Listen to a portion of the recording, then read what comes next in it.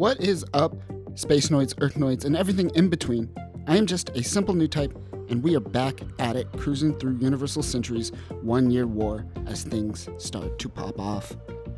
In our last two videos, we went over Operation British and the Battle of Loon. These two devastating events caused a massive blow to both forces and cost the lives of billions. Degwin Soto Zabi of the infamous Zabi family took control of Daikum's ideals and crafted it into his own fortified military state. Daikum expressed the ideals of controlism, the idea that all mankind should leave Earth and let it evolve naturally, an Earth void of humanity. Even though the Zabi family built itself on the ideas preached by Daikum, those ideas, if they ever existed at all, certainly no longer exist. If you drop something with 3 times the force of a nuclear weapon onto Earth, it is safe to say that Zeon can no longer run on a platform of controlism anymore. That doesn't seem to matter at this point, however, as the Zabi family and Zeon are synonymous. All the while, Casval Rim Daikum, disguised as Shar, makes his way up in the ranks of Zeon forces. He may be the only one that knows and cares about the fact that the Zabi family built its platform off of his father's ideas only to use it for their own gains. Shar plots his comeback. It's coming. After the Battle of Loon, Char is promoted to Lieutenant Commander for a stunning performance in battle. After the Dawn Rebellion, a coup led by Garma Zabi and Shar, Dozel Zabi took kindly to Shar. Check out our Dawn Rebellion video for more info on that coup. He took kindly to him, so much so that he gifted Shar his Musai-class ship, the Falber, in order to carry out a mission to find and destroy Operation V's headquarters. What is Operation V, or Operation Victory? A product of bureaucratic laziness. You see, Federation engineers pushed for advancement in mobile suit technology. Because the Feddy's tactic was big ships, big guns, big everything, Earth initially dismissed the need for not only mobile suits, but aircraft carrier-class ships in general. Of course, the Battle of Loon and Operation British swiftly made Earth Federation change their opinion. The colony drop occurred because the Zakus simply outperformed their battleships. Furthermore, the Monosky particle made radar technologies useless. You couple this with the fact that the Antarctic Treaty was signed disallowing any use of weapons of mass destruction, and it seemed like a necessity for Earth Federation to invest time and energy into mobile suit technologies. This is where Project V begins. We are now in April UC 0079, during the 1-year war. Operation V is led by Chief Engineer Tim Ray, father of Amuro Ray. Part of Operation V, 3 prototypes were to be made: the RX-75 gun tank, the RX-77 gun cannon, and the RX-78 Gundam. The RX-75 gun tank was more tank than mobile suit. Although its top half has mobility, it still runs on treads. Its initial design had the gun tank as a 2-man team with a gunner, but was later changed to be operated by a single pilot. I imagine this is to accommodate for the core block system, which we will talk about in a second. The RX-77 gun cannon is a mid-range mobile suit. Both the gun tank and the gun cannon use shell-firing cannons. They seemed more reliable and most likely cheaper at the time than beam rifle technology. Unlike the gun tank, however, the gun cannon was able to carry a beam rifle and had Vulcan cannons and can throw things like grenades, with hands. Unlike the other Operation V weapons, the gun cannon wasn't meant for mass production, as it seemed to be a stepping stone for the mass-produced GM unit. And finally, the RX-78 Gundam. Deciding to forego the brittle titanium, the Gundam main alloy is Luna titanium, also known as Gundarium. This metal is not only lightweight, but stronger than titanium. The RX-78 can also take on the full force of Zaku 2's 90mm shells and 120mm shells. Later, Char's Zaku will play with the Gundam using melee attacks, and note how impressive that this mobile suit is able to take such a beating. What made the Gundam such a fierce weapon was the BOA XBR M07G beam rifle. This beam rifle is a miniaturized beam cannon found on battleships and is capable of an output of 1.9 megawatts. It also uses charged Minovsky particles as ammo. This beam rifle is capable of taking out a Zaku with a single shot and can shoot up to 15 shots on one charge. A skilled pilot can dominate the battlefield with this unit. The gun tank, gun cannon, and Gundam all had one primary engineering feature in common. At the core of each mobile suit is the core block system. Think of the core block system as your base module to your mobile suit. Sometimes weapons would be created around the core block system, while other times it is used more as a key to a primary unit. All three of Operation V's core block systems were equipped with the FF-X7 core fighter. This fighter has weak Vulcan cannons, an anti-ship missile, and 2 air-to-air missiles. The original design for the core block system was essentially a fancy self-eject mechanism, but soon changed into a multi-purpose core unit. If you've played Gundam Evolution, Guntank's core block system can be used as a special self-destruct weapon. Operation V, but mainly RX-87 Gundam, was responsible for turning the tides of war. Like Earth Federation, so too did Zeon fall to bureaucratic pride. Due to the success of Zaku 2's in Operation British and the Battle of Loon, Zeon was riding quite high on their military prowess. Zeon spies got wind of Operation V from the Earth forces, but didn't show any concern, as according to them, their Zakus are the best, and the data shows it.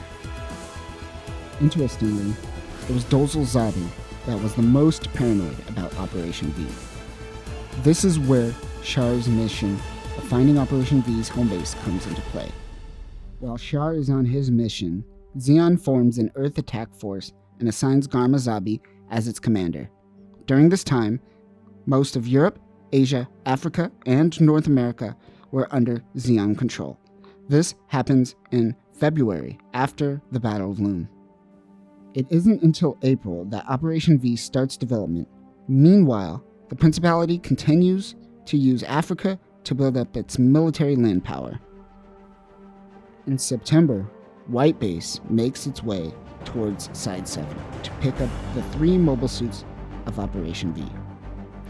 White Base is a Pegasus-class ship and a first of its kind. No more is the Federation in the mindset, big guns. They are now creating landing assault ships with the ability to carry mobile suits, mobile armors, and much more. This is vital post-Antarctic Treaty, as they had to rely on short-ranged, high-mobility weapons. Tim Ray, Amuro Ray's father, is on board, hoping to finish Operation V and bring an end to the war. Also on board of White Base is a young ensign bright Noah and Captain Paolo Cassius. Paolo Cassius is the captain of White Base.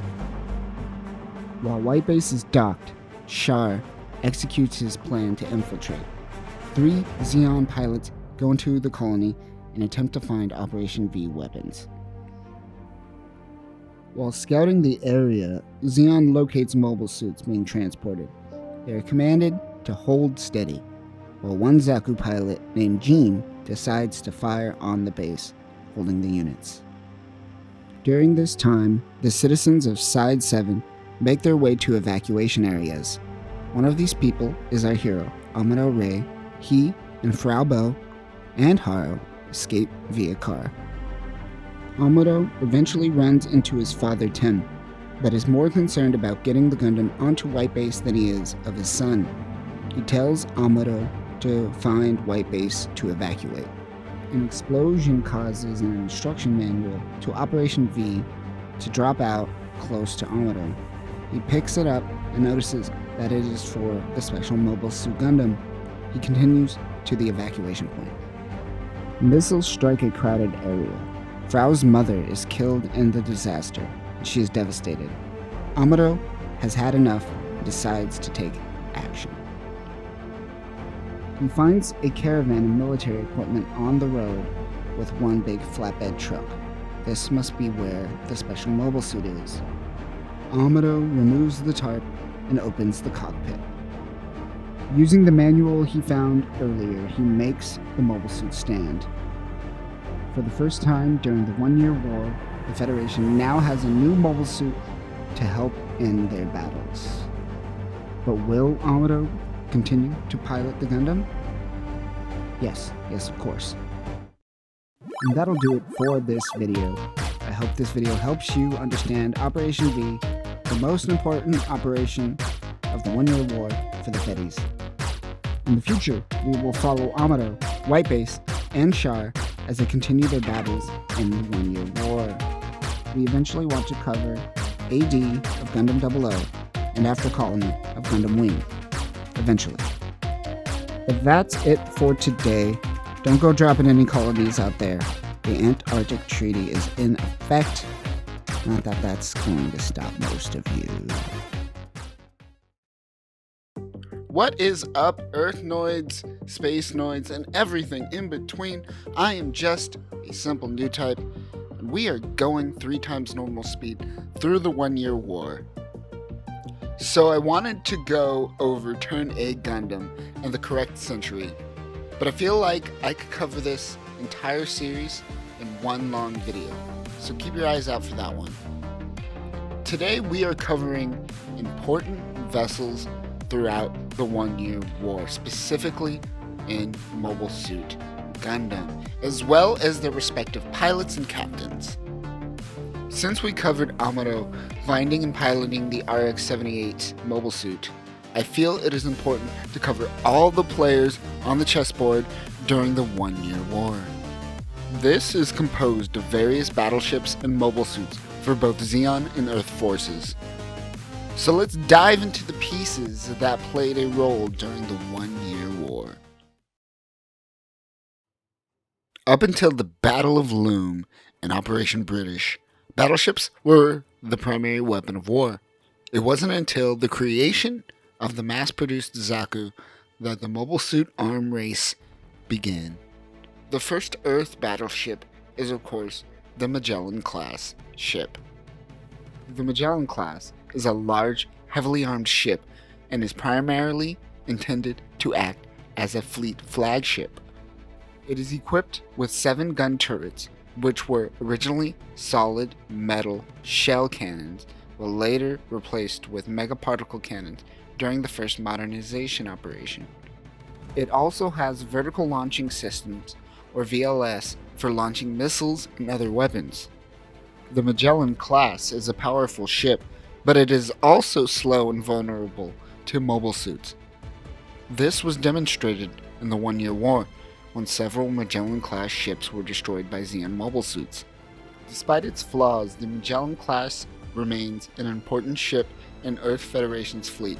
It is a symbol of the Federation's military power, and its presence can be a powerful deterrent to Zeon forces.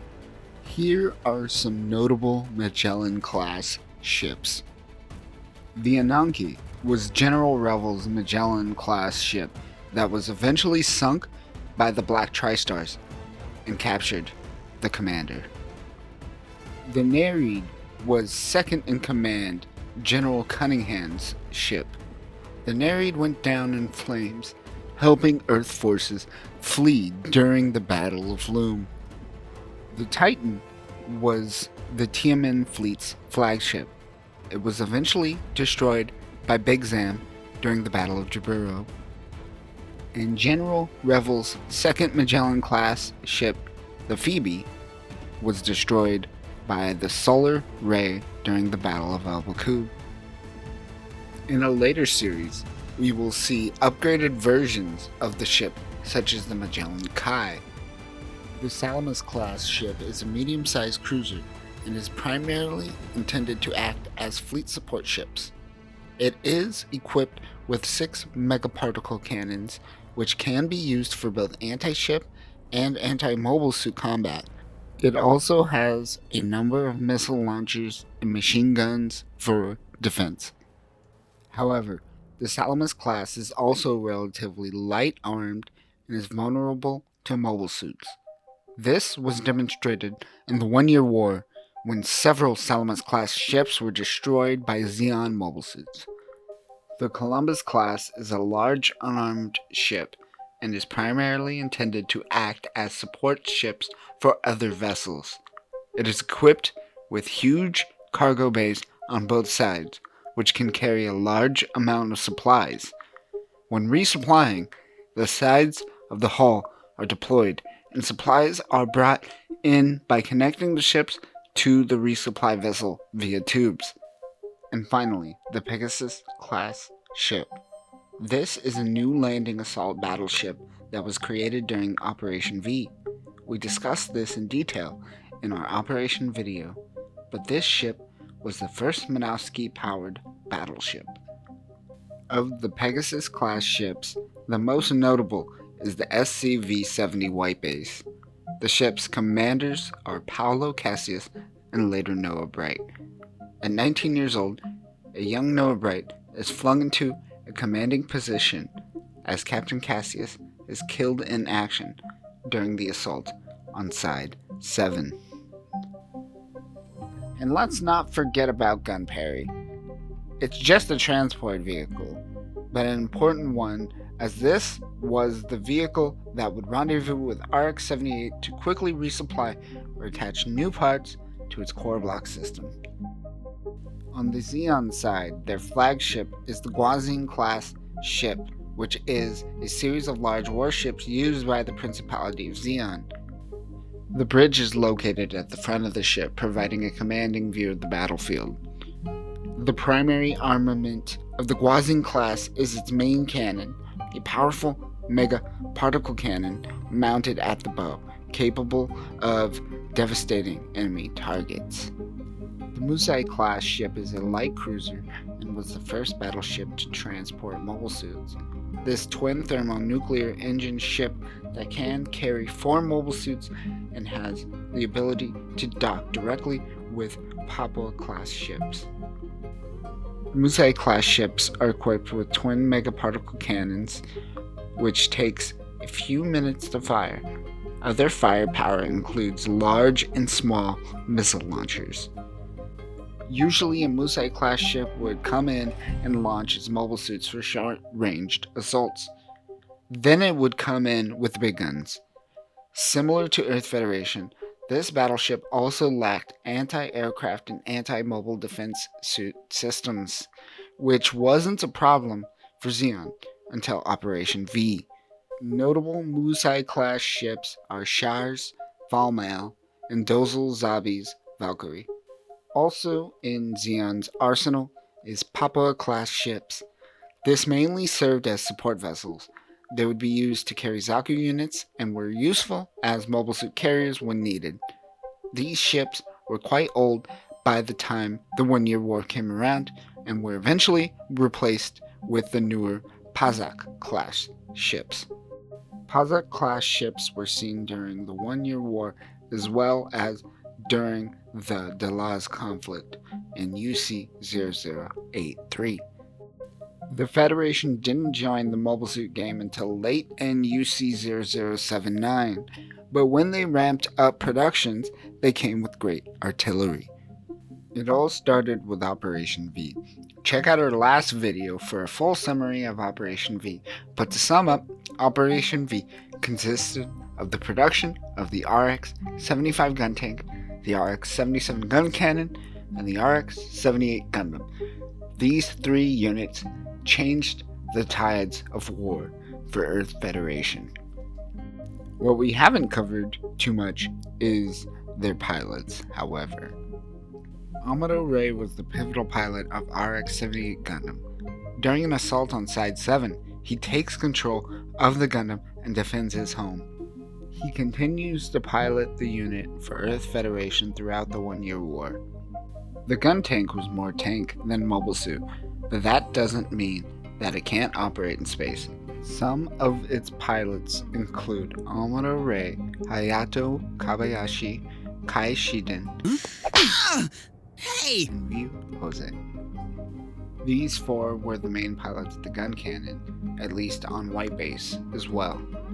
All of these pilots became great warriors during the one-year war, but of course no one matched up to Amuro Ray's new type abilities. Other later Earth Federation mobile suits include the RGM-79GM. The GM is a mass-produced mobile suit based off of the RX-78 Gundam. Unlike the RX-78, the GMs typically are not designed around the core block system, and rather are equipped with regular cockpits. Also unlike the Gundam, the GM is made with a titanium alloy due to its ease of refining and producing. The GM surprisingly has a faster acceleration than both the Gundam and the Zaku 2.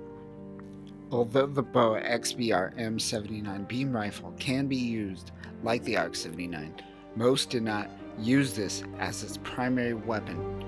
Rather, most GM units use the BRM-79C1 beam spray rifle. This was a shorter distance, lower focusing rate megaparticle cannon. I am unsure if this weapon has any Minovsky particles, so let me know in the comments. With the war raging on in various environments, an assortment of variants were created, including the RGM-79L GM light armor created for ace pilots, the RGM-79SC GM sniper custom, the RGM-79D GM cold districts type for cold terrain, and the RGM-79F GM land combat type. There were also other various modular units of the core fighter, including the G-Sky, the G-Bull, Core Booster, and much, much more, but we will save these smaller units for another video. Unlike Earth Federation, Zeon forces began ramping up production of mobile suit production very early. Char was still a cadet at the Zeon Space Defense Military Academy when this happened. The first successful mobile suit to be created was the MS-05A Zaku 1. However, it wasn't until the MS-05B Zaku 1 that Zeon began mass production on mobile suits. This unit was made of a high-tension steel alloy. Some notable pilots include the Black Tri-Stars, Gundam, and Ramba Rao. This was more or less an iteration on the MS-05A with minor mobility improvements. However, this unit still struggled somewhat, and fixing these issues weren't addressed until the creation of the MS-06 Zaku 2. The Zaku 2 was simply another iteration of the mobile suit as opposed to a completely new unit. The priorities of the Zaku 2 seemed to be speed and mobility. The Zaku 2 ditched anti-nuclear armaments as well as ditched the use of the 120mm machine gun for the 105mm machine gun. I assume this is to accommodate for more speed. Like the Earth Federation GM, the Zaku 2 had an abundance of variants. Some include the MS-06S Zaku 2 Commander type, the MS-06R Zaku 2 High Mobility type, the MS-06J Zaku 2 Ground type, and the MS-06K Zaku Cannon. Some notable pilots include Char's Commander type Red Comet, the Black Tri-Stars, Kukuru's Dawn, and of course, Jean. The Zaku 2 line of mobile suits were developed by Zeonic, a private company in the Principality of Zeon. They later went on to create the Akai and the Gelgoog. Other notable Xeon mobile suits include the MS-07B Galf. This was a close-quarters combat mobile suit designed for Earth warfare. It has a 75mm machine gun, but its most notable weapon is the heat rod. This is a high-voltage cable that delivers a shock when it comes into contact with enemy mobile suits.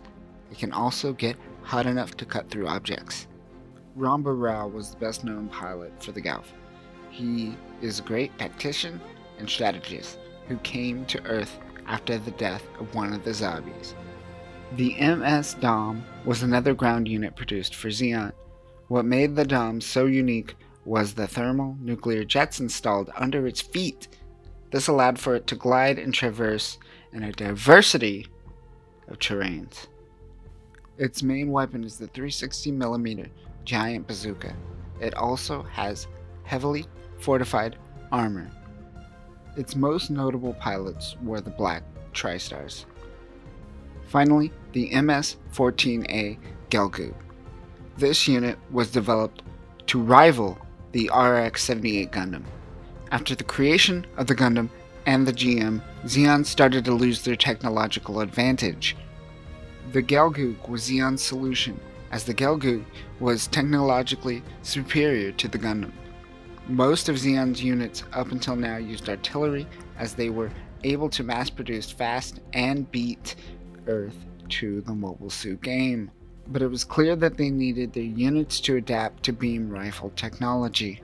Due to the production of beam rifle technologies, the superior Gelgoog wasn't produced in the high numbers that we see with the GM. If this unit was able to meet their production timeline, perhaps the war might have ended differently. Notable pilots include Anna Velgato, an ace pilot under Dalzil Zabi, who later goes on to be the main antagonist of Stardust Memory. And that'll enough Mobile Suit talk for one day. Although there are hundreds of units to draw from during the 1 Year War, these are the main units that will be the main focus of Mobile Suit Gundam. As we move along in the 1 Year War, perhaps we will make another video of all the millions of variations, like the Rickdom, the RX-79, the Zulu F, GOG, Big Zam, Zaku 3, Zaku 2 Kai, and much, much more. But that will do it for now. In our next few videos, we will be following Whitebase and Amuro as they make their escape from Side 7 and their journey to Luna 2. Until then, don't go dropping any colonies, new types. Catch you later. What is up, Space Noids, Earth Noids, and everything in between? I am just a simple new type, and we are back for another flight into the 1 Year War. Last we left off, Amuro found the Operation V manual and decided to hop into the Gundam after witnessing Frau Bo's family getting horrendously massacred. Also be sure to like this video, I hear that is how one achieves the status of new type. The Gundam starts to slide off the flatbed truck. One of the Zaku pilots notices and goes for the attack. Amuro quickly reviews the manual and unleashes his Vulcan cannons on Zaku. It backs off. They are taken aback, as Xeon thought Operation V wasn't fully assembled yet. Both Zakus continue their attack. One gets close with the Gundam, but uses melee to throw the Zaku across Side 7. Amuro rips off his dangly bit as well. The other remaining Zaku begins dashing towards the Gundam, but Amuro gets the upper hand and takes down the Zaku with his beam saber. Suddenly, Side 7 is attacked by the Falmel, Char's Musai-class ship. As there was no real crew on board during the assault, Whitebase is ill-equipped for this attack. Captain Cassius himself manned a turret. While he was manning a turret, a missile lands near his turret, blasting him out of the gunner chair. However, when found by Ryu Jose, he was badly injured as he was hit with shrapnel. Amuro saves Frau and the kids, and they all regroup at Whitebase while Amuro continues his assault. Considering that Whitebase is currently crewless and Captain Cassius is currently down, Bright is left with no other option than to use some of Side 7 refugees to assist. Here we will see Mirai Yashima, Sailor Mass, Kai Shiden, Hayato Kabayashi, and Ryu Jose volunteer to help out as the White Base crew in various roles. Let's take a moment to talk about Sailor Mass for a quick second. Last we left her, she was abandoned by Char, still going by the name Edward Mass. For more on Char's beginning, see our intro to Char and the Dawn Rebellion video. In Gundam Origin, Sailor was working at the capital of Loom, at a hospital. Here she is met with a suspicious man who tells her to look out for the Red Comet. She gets a call informing her that Teobolo Mass is essentially on his deathbed. She heads to Texas Colony.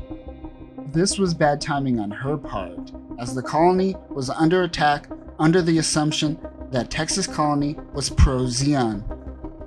The Teobolo estate gave shelter to the people of Texas Colony, but when rioters came to attack the estate, she whipped out the Winchester and defended her home.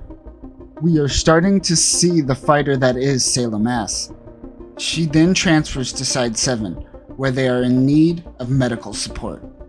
During the Side 7 incident, she is taken onto White Base, where she tends to the injured and tries to find more hands to help her. Kai Shiden has the face of someone you could slap. Hey! He is quite apathetic and sarcastic and often criticizes the one-year war.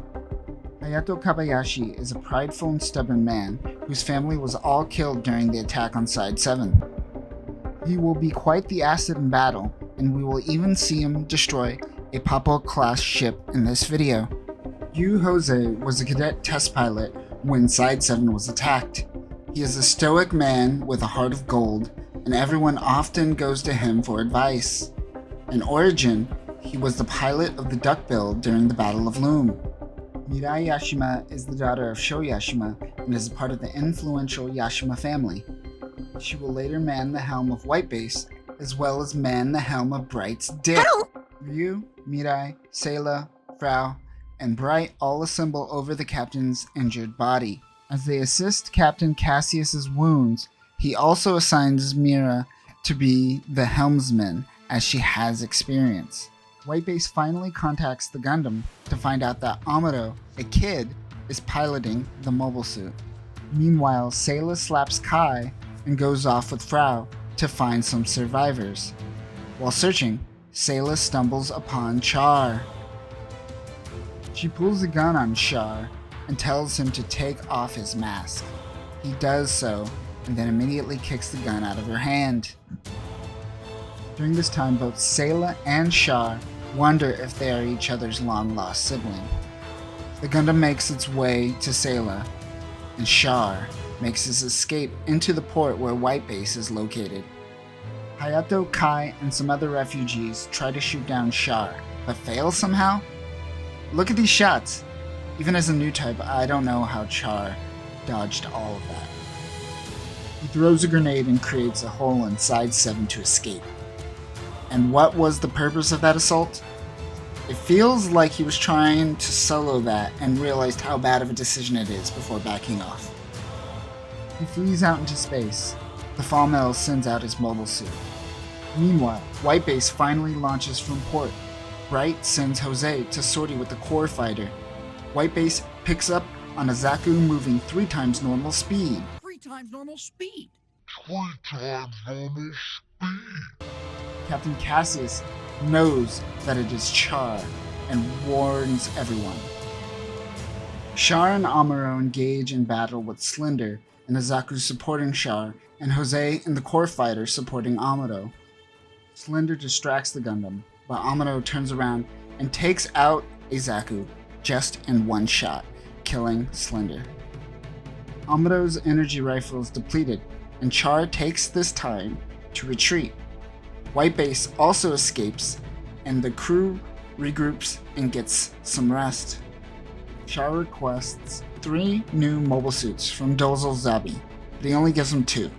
A Papua-class ship will come to resupply the Falmel. During this time, White Base takes note that a ship is approaching Char's Musai-class ship, but they are unsure if it is a heavily armored ship or something else. So the crew decides to take a vote. Either flee directly to Luna 2, or take the opportunity to lead an assault on Char's ship while they are vulnerable. The crew decides to attack. Amuro launches in the Gundam, and Jose launches in the core fighter.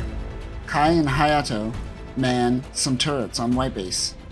The Fall Mill engages with the Papua-class ship for resupplies. While sorting, Amuro comments to Ryu that they should stay low to not face the sun. We are starting to see his new type abilities slowly creep out. Amuro and Ryu go for the docking Zeon ships. The Gundam fires a missile towards them. The two ships undock, and the Zeon begin launching for battle. Char goes for the Gundam while the Fall Mail protects the Papua-class ship. But Zeon is late to the assault, as both the core fighter and Gundam were able to get some hits off without Char noticing. While White Base goes for the Zeon ships, Char plays with Amuro.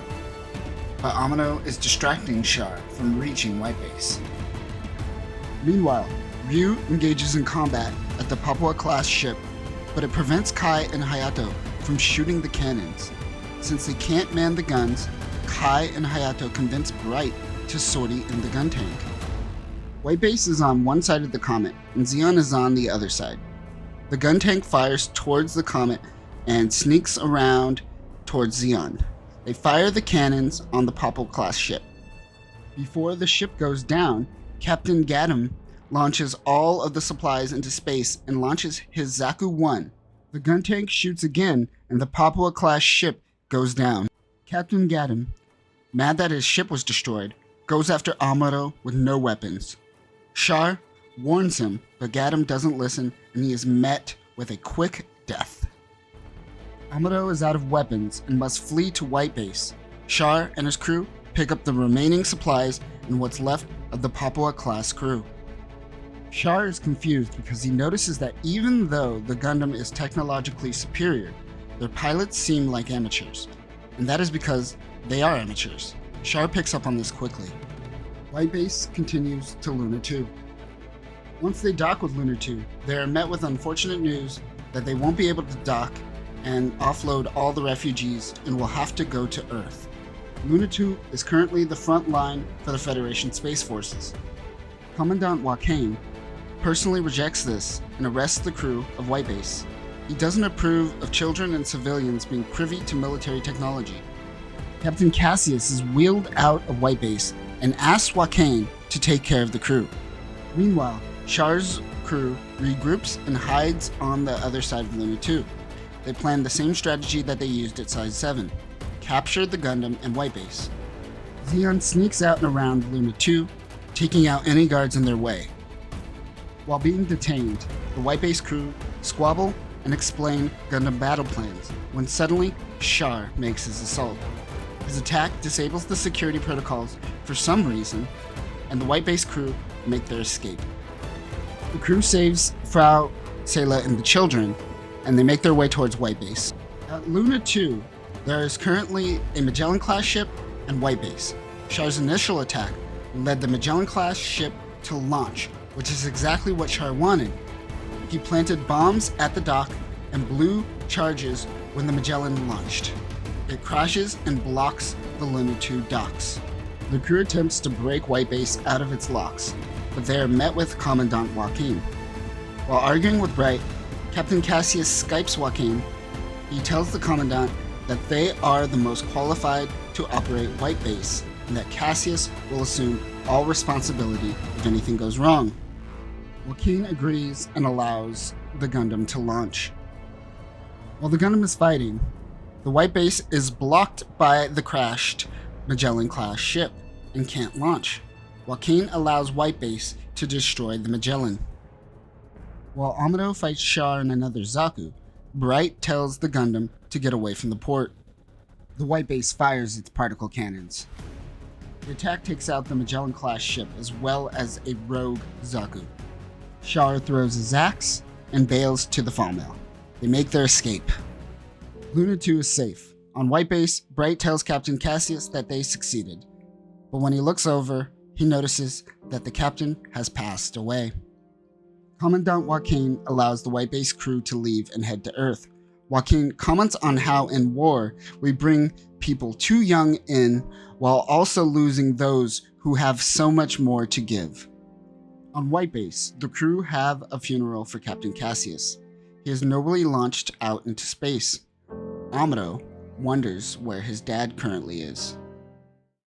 And that'll do it for this episode. We are starting to see the cat and mouse game that occurs between White Base and the Fall Mail, which is why the 1 Year War is so rich in history. Much of the war is happening around them, and we have so much more stories that could be told during UC 0079. But let me know what you think of this video. Give us a like, and I will catch you next time, New Types, where we will head to Earth. What is up, Earthnoids, Spacenoids, and everything in between? I am just a simple New Type, and we are heading to Earth in this episode. In our last episode, we saw Char attempt to attack Luna 2, but fail at stealing White Base. The crew leaves Luna 2 for Earth, but not at the expense of losing Captain Cassius. Now it is up to Bright Noah to lead White Base to Earth. Before getting into the story, let's talk about the role of the Zabis in the 1 Year War. Dozul Zabi is commander of Principality of Xeon's Space Attack Force, headquartered at Salaman. Dozul's fleet is the majority of Xeon's Space Force. We have seen the Space Attack Force in action during the 1 week battle, which includes Operation British and the Battle of Loon. Caecilia is the commander of the Xeon Mobile Assault Force. This consists of a squad of ace mobile suit pilots. Technically, Char works under the Mobile Assault Force. The first half of Mobile Suit Gundam focuses on Char doing the mission for Dozul, but later in the series, we will see him working closely with Caecilia. Caecilia's Mobile Assault Force is detailed in Mobile Suit Variation, which consists of technical handbooks, cards, and gunplay model information. Perhaps we will cover this in the future. Who knows? And finally, Karma Zabi is the commander of the Earth Attack Force. He led an attack on North America during the second landing operation and was able to capture the California base, which was Earth's biggest military base, and now it is Earth Attack Force's biggest military operation. We will focus on the Earth Attack Force as White Base makes its way to Earth. So let's get into this. White Base makes its way towards Earth with a Salamis-class ship taking lead. Bright notices that Char's Musai-class ship is still following behind and was able to get a second resupply after White Base destroyed the Papua supply ship. The Salamis will launch a re-entry capsule to guide White Base to Earth. The White Base crew prepare for an attack as Char is still close behind. 4 Zakus start approaching White Base. The Gundam launches. Amuro only has 4 minutes to defend White Base before re-entry. The Gundam engages with the Zakus. He is able to use his bazooka to destroy an enemy's shield, but runs out of ammo quickly. 1 Zaku takes the Gundam head-on. The Gundam uses its Vulcan cannons and takes out one of the enemy mobile suits. White Base is unable to send out the Gundam's beam rifle, but they can send out the hammer, which is essentially a giant flail. White Base launches the hammer. Char aims towards Amuro, but he uses the hammer to block Char's shot while slowing down the speed of the hammer. The Salamis capsule gets hit. They are unable to re-enter Earth with the damage they received. The capsule docks with White Base. Meanwhile, the Gundam takes out the Zaku pilot Kom with his hammer. Time is up. They are about to enter Earth's atmosphere. Char abandons the mission and returns to a Musai re-entry capsule. Amuro must return to White Base, but he wants to finish off the last Zaku, piloted by Crown, who is spiraling towards Earth. But Crown and Amuro are in too deep. They begin re-entry to Earth.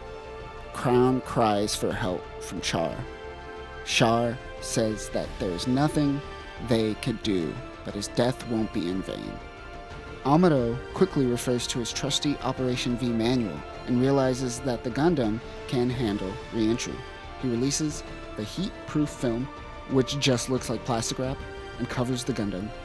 The Gundam instantly cools down. Char is astounded that the Gundam can survive re-entry. Whitebase also loses contact with Amuro. Char contacts Garmazabi and lets him know that the Operation V weapons are heading towards Zeon airspace on Earth. The Gundam and Whitebase re-enters Earth safely, but they recognize that they are in enemy territory. A Zeon fleet approaches Whitebase. This is Garmazabi's fleet, consisting of many DOPs, which are fighters designed for Earth's atmosphere, as well as Garma's Gao. The Gao is an Earth atmosphere attack carrier. Char docks with the Gao. Char and Garma recap the events of Gundam Origin while Garma twirls his hair. Garma waits till night to make his attack. Hayato mans the turret to take down the DOPs that attack Whitebase.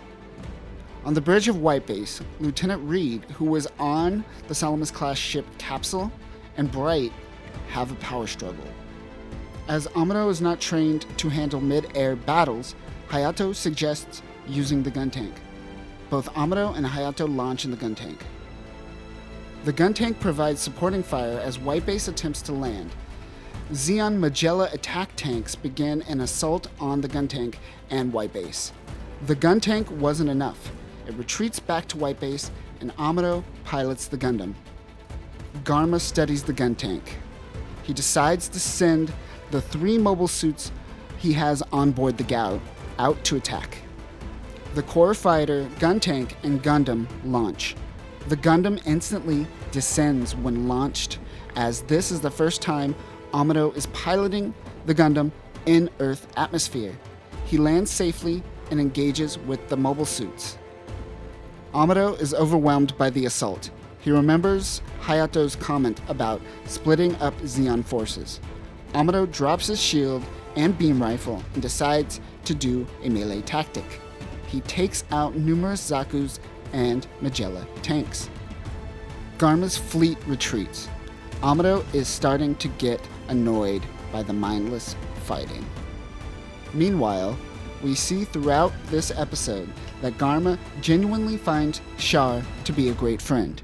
However, we are starting to see his ulterior motives come out. Back on Whitebase, Lieutenant Reed and Bright wonder what to do with the refugees while on Earth. Meanwhile, Amuro helps modify the catapult mechanism to allow the Gundam to launch better in Earth atmosphere. The refugees get riled up and take Frau Bow and the children hostage in order to get some answers. Amuro launches in the core fighter to test the new catapult. It is successful, but Amuro passes out as he is now in Earth atmosphere. He is taking on a lot of G's of force to the face. Meanwhile, Char attempts to intercept the trajectory of the core fighter. Now remember the pulse engines that were used to disrupt radar tech during the Battle of Loom? Once the Earth attack force took control of the majority of Earth territory, we start seeing Minovsky-powered pulse engines placed throughout Earth. This makes radar effectively useless, and we see the White Base struggle with this as they only have a 30% reliability rate when it comes to radar on Earth, at least in Zeon-controlled territory. Char attacks Amuro, but Amuro is in core fighter and Char is in a re-entry cruiser. He is unable to outmaneuver him. Amuro returns to Whitebase and attaches the core fighter to the Gundam. Char launches his Zaku from the cruiser. Amuro launches, but he is in Earth's atmosphere. When he launches, he will fall directly to Earth, but he will have about a minute and a half until he touches to ground. That is plenty of time to protect Whitebase. Char and Amuro fight in freefall. Amuro is able to touch down on Whitebase. Char lands on Earth. Garma tells Char that they need a new plan of attack. They regroup. Oh, and also the old refugees give back Frau and the children. That was a little silly. Oh, and Kai gets slapped by Bright. Whitebase flies low to create a higher density of Minovsky particles, which in effect hide them better from radar. However, they are still being chased by Garma. While this occurs, the refugees get fed up and demand to land and be let off.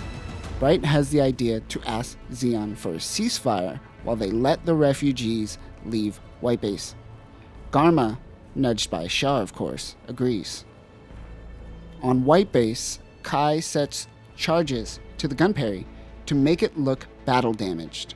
The Gunperry launches with the refugees. They land near a newly formed lake created by a crater during battle. A Zeon cruiser is escorting the Gunperry. One of the engines of the Gunperry go out. Smoke starts forming. The Gunperry crash lands, but this was all a setup. Amuro and the gang hold smoke flares near the newly formed hole to make the ship look like it's going down. Kai, Frau, and the others jetpack back to White Base, while Ryu and Amuro hide on board. The Zeon cruiser follows the jetpack crew back. Most of the refugees heads towards a small town close by, while a mother and a child split off. The Zeon cruiser takes note of this and goes to scout out the mother after seeing the White Base crew back on board. Meanwhile, Amuro stowed the Gundam on board the Gunperry, but the Zeon crew is heading back. They wait to launch. The Gundam launches and follows the Zeon cruiser heading towards the mother, concerned they will attack them. However, the Zeon cruiser launches supplies for the mother and child. What a nice gesture. But the cruiser notices the Gundam, so I guess they have to die? The ceasefire ends and the chase continues. Kai launches in the gun cannon and Hayato in the gun tank. I believe this is the first time White Base launches the gun cannon. Kai struggles against both the terrain and the Magella attack tanks attacking him. The Gundam attacks from behind, the reason for Amuro hiding in the Gunperry in the first place. The Gundam throws its shield towards a Zaku, taking it out instantly. It powers through a bunch of Zakus. One Zaku gets the high ground, but Kai straight up pushes it off the cliff. It's great. Zeon forces retreat.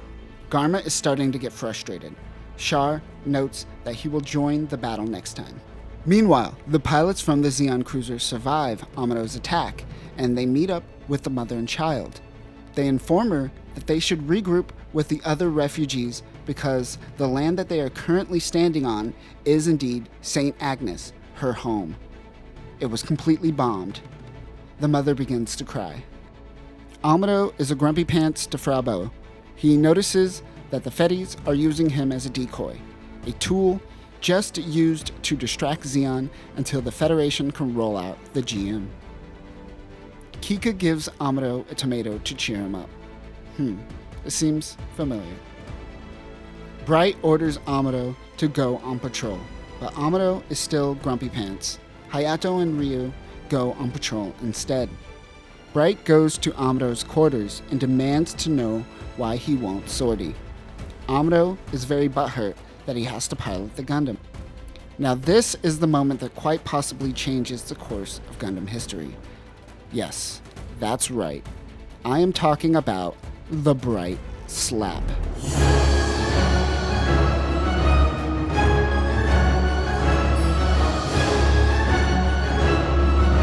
Ah yes, both powerful and motivational. Bright slaps him again. He leaves for the bridge before passive-aggressively suggesting that he thought Amuro could surpass Char. Frau Bow suggests that she should pilot the Gundam, but Amuro can't allow this to happen. He decides to pilot the Gundam again. Sometimes all it takes is a slap. Meanwhile, the core fighter returns to White Base and are attached to the gun tank and gun cannon. Hayato and Kai switch places and they relaunch. Garma sorties in a dot. He asks Char to remain on the Gao and watch. Char purposely misinterprets this to not interfere. He is trying to get Garma killed, knowing the power of the Gundam. The Gundam launches. Gun tank and gun cannon cover him. The Gundam starts taking out DOPs like nothing. Even though it can't fly in Earth atmosphere, it could jump really high and float down slowly. Garma engages with the Gundam. It lures it towards the Gao, but Garma struggles to communicate with it. That is because Char messes with the Gao's communication. Meanwhile, a Federation supply ship intercepts the Gundam. Garma uses this opportunity to get away. Garma wonders why Char didn't join in the battle. Char plays to his ego and tells him that he believes that Garma's skills were enough. Garma, the youngest Zabi, always seeking attention from the older Zabi siblings, plays into Char's ego boost. Meanwhile, the White Base crew is met with the captain of the supply vessel, Lieutenant Matilda. She resupplies White Base as a special request from General Revel. Char and Garma attend a Zeon party. Here we meet Isolina, Garma's love. He tells Isolina he will leave Zeon for her. Suddenly, an officer barges in and tells him that they found White Base. White Base lands and hides from Garma's assault. The gun tank, gun cannon, and Gundam are on standby. The Gao starts a bombing run. Meanwhile, Isolina's dad slaps Isolina. I have the right to make decisions about my future. No, you don't! It seems that their bombing run fails, and Char goes down to find White Base. He and 3 other Zakus engage in battle with the Gundam. While fighting, Char spots the location of White Base. However, Char tells Garma that White Base is in front of them, but in reality, White Base is behind them. Garma's Gao continues moving forward. Now that the Gao is in front of White Base, they come out of their hiding. They have the perfect shot and they take it. It doesn't look like the Gao will make it as it takes many direct hits from White Base.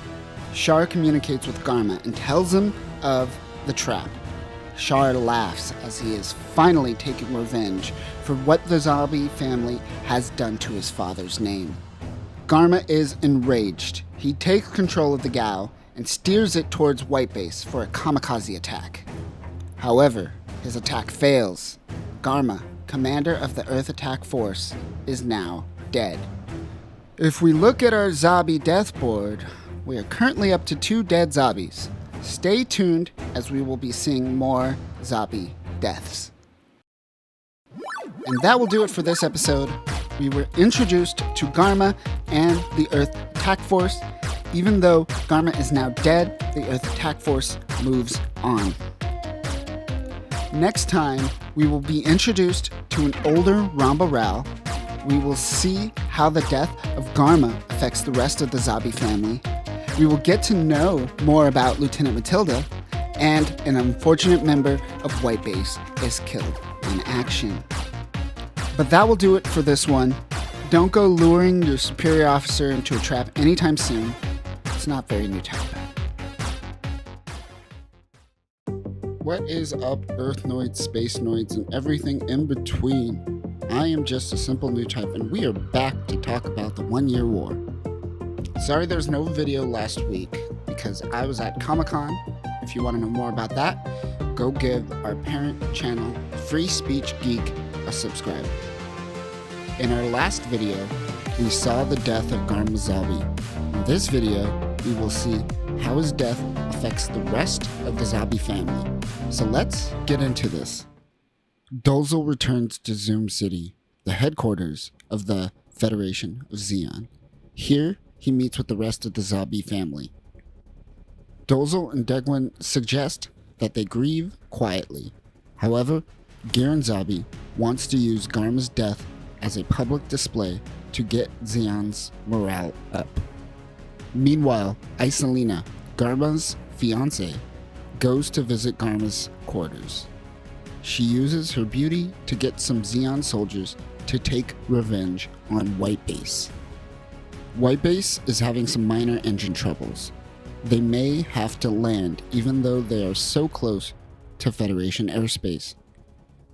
3 Gaos approach White Base. It is the Isolina crew. The Gundam and gun cannon launch. They jump onto the Gao and take one out with the quickness. Suddenly, Char comes to assist Isolina. Commander Char, it's me, Lieutenant Dorota, formerly under Captain Garma's command. I don't care. Or at least he is at the battle to make himself appear like his loyalties are still with Zeon. Either way, Char is able to get a shot on White Base. It is too much for the ship. White Base makes an emergency landing. Morai is able to land with everyone safely. The Gundam and gun cannon jump off the Gao and head towards Earth. On White Base, they try to get the ship up and running again. Meanwhile, some of the refugees start to leave the ship. Bright tries to convince 3 refugees to stay, but they make their way off the ship. Bad plan for the refugees, as Char was waiting to take the people off of White Base. The refugees die. Bright and Kai chase after Char, but he makes his escape. The Gundam and gun cannon land on Earth, but the Gaos continue their pursuit. The Gao takes the Gundam head on. Amazingly, the Gundam's shield can handle most of the attack, but his shield starts to melt. Luckily, Hayato in the gun tank distracts the Gao. Amuro uses this moment to take out one of the Gaos with his energy lance. One more Gao remains, Isolina's. Isolina literally crashes the Gao into the Gundam. Amuro can't get the Gundam to pilot, so he investigates. Isolina gets out of the Gao and points a gun at Amuro. She blames Garma's death on him, but Amuro has no idea what she is talking about. Isolina sustained a lot of injuries from the Gao crash landing. Right before shooting Amuro, she faints and falls off the Gao. If she wasn't dead from the crash, this fall certainly did kill her. Amuro is so confused by the situation, but gives Isolina a proper burial anyways. Meanwhile, back at Zoom City, there is a funeral for Garmazabi. Degwin listens to old audio recordings of Garma before giving his eulogy. Back on Earth, we are met with Ramba Ral. Captain Ramba Ral is now a part of a special pursuit force ordered to follow White Base after the death of Garma. Ramba Ral takes command in a Zanzibar-class ship. The Zanzibar is the closest ship that Zeon has to the Federation's Pegasus-class ship. It is a heavy assault carrier capable of carrying many short-ranged mobile suits and fighters. However, Ramba Ral notes that they don't currently have too much to work with on board. Ral searches for White Base. Meanwhile, White Base is going through a thunderstorm. They have to land so they don't waste Monosky particles. Ryu and Amuro are commanded to sortie, but Amuro is spacing out. The war is starting to get to him. The Zanzibar locates White Base. Ramba Ral sorties in the Goof, with 2 other Zakus supporting him. We talked about the MS-07B Goof in our Weapons of MSG video. But to sum up, the Goof is a short-ranged mobile suit designed for Earth combat. Its specialty is the Heat Rod, which is a high-voltage electric shock whip. Amuro and Ryu sortie, but Amuro is still unfocused and not in the game currently. Amuro and Ral fight on the battlefield. Amuro is taken aback as he never experienced fighting a Gauf. Ramba Ral says his most famous line in the Gundam franchise. There's no Zaku, boy! No Zaku! Ryu and the gun tank comes in with an assault. The Goof and Zanzibar make their escape. Amuro notes that it seemed like Zeon was playing with him. Back at Zoom City, Giranzabi's propaganda eulogy is broadcasted everywhere. His speech is used for fear to incite its people. Through rage, anger, and loss, a leader can boost the morale of their people quite easily. A small crew of Zeon Earth forces note that the enemy mobile suit is nearby. They make a plan to attack the Gundam, but they note that they only have 1 Zaku. Their plan is really silly, but we'll get back to it in a moment. On White Base, Lieutenant Matilda resupplies White Base again and informs Bright of his promotion to ensign. Meanwhile, Amuro is crushing hard on Matilda while ignoring a jealous Fraubo. Lieutenant Matilda supplies the ship and leaves, but is suddenly attacked. The Gundam launches. Amuro spots a Zaku and chases it. Now here is this Zeon squad's bright idea. They lure the Gundam away and then attack it with hovercrafts known as the WAPA, which is Wheelless Aero Palletized Personal Actuator. They have machine guns and that's about it. They're relatively weak, but in big numbers, they are quite distracting. The WAPAs fly around the Gundam and plant bombs all over the Gundam's body. The Gundam is able to swat away the WAPAs like flies, but they leave after planting the bombs. Amuro notices that there are bombs all over the Gundam. He only has 30 minutes to defuse the bombs. He defuses them one at a time. With the help of Ryu and Kai, they drive 1 kilometer away from Gundam and White Base and unload the bombs. As they flee, the bombs go off. As everyone regroups at White Base, a truck full of locals come up and talk to Amuro. Amuro notes how carefree people on Earth are, but Sayla and Bright are like, yeah, those are the Zeon soldiers that just tried to kill us. White Base continues across Central Asia. They are looking for a rendezvous point to meet up with some of General Revel's squad. They spot a jeep and land. However, the man is badly injured. They bring him aboard White Base and give him medical attention. The man informs Bright that White Base is to make its way to Odessa to take part in an assault on Odessa Day. Bright is concerned as White Base isn't a normal Federation ship and the majority of its crew are quite green. Meanwhile, the ship is currently out of salt. They diverge their path towards a lake to see if they can find salt. However, when they get there, the lake is all dried up as it shifts from period to period. The ship is spotted by Ramba Ral. He sorties in the goof. Amuro goes out to sortie in the Gundam. However, Sayla is the one that sorties. Amuro goes out in the gun cannon instead. Sayla struggles to pilot the Gundam. Ral notes that an amateur is piloting it. A Zaku pins down the Gundam to take back the Zeon base. Amuro, in the gun cannon, takes out one of the Zakus. The goof retreats, but the remaining Zaku is disabled by the gun cannon. Only Ramba Ral escapes. The gun cannon drags the Zaku back to White Base. They take the Zaku as a prisoner. Meanwhile, Sayla is condemned to 3 days of solitary confinement. Before she is confined, she asks the prisoner what has happened to Char. The prisoner informs Sayla that he was disciplined for not keeping Garma safe. Bright interrogates the prisoner. While the crew is doing tests and simulations, the prisoner makes his escape.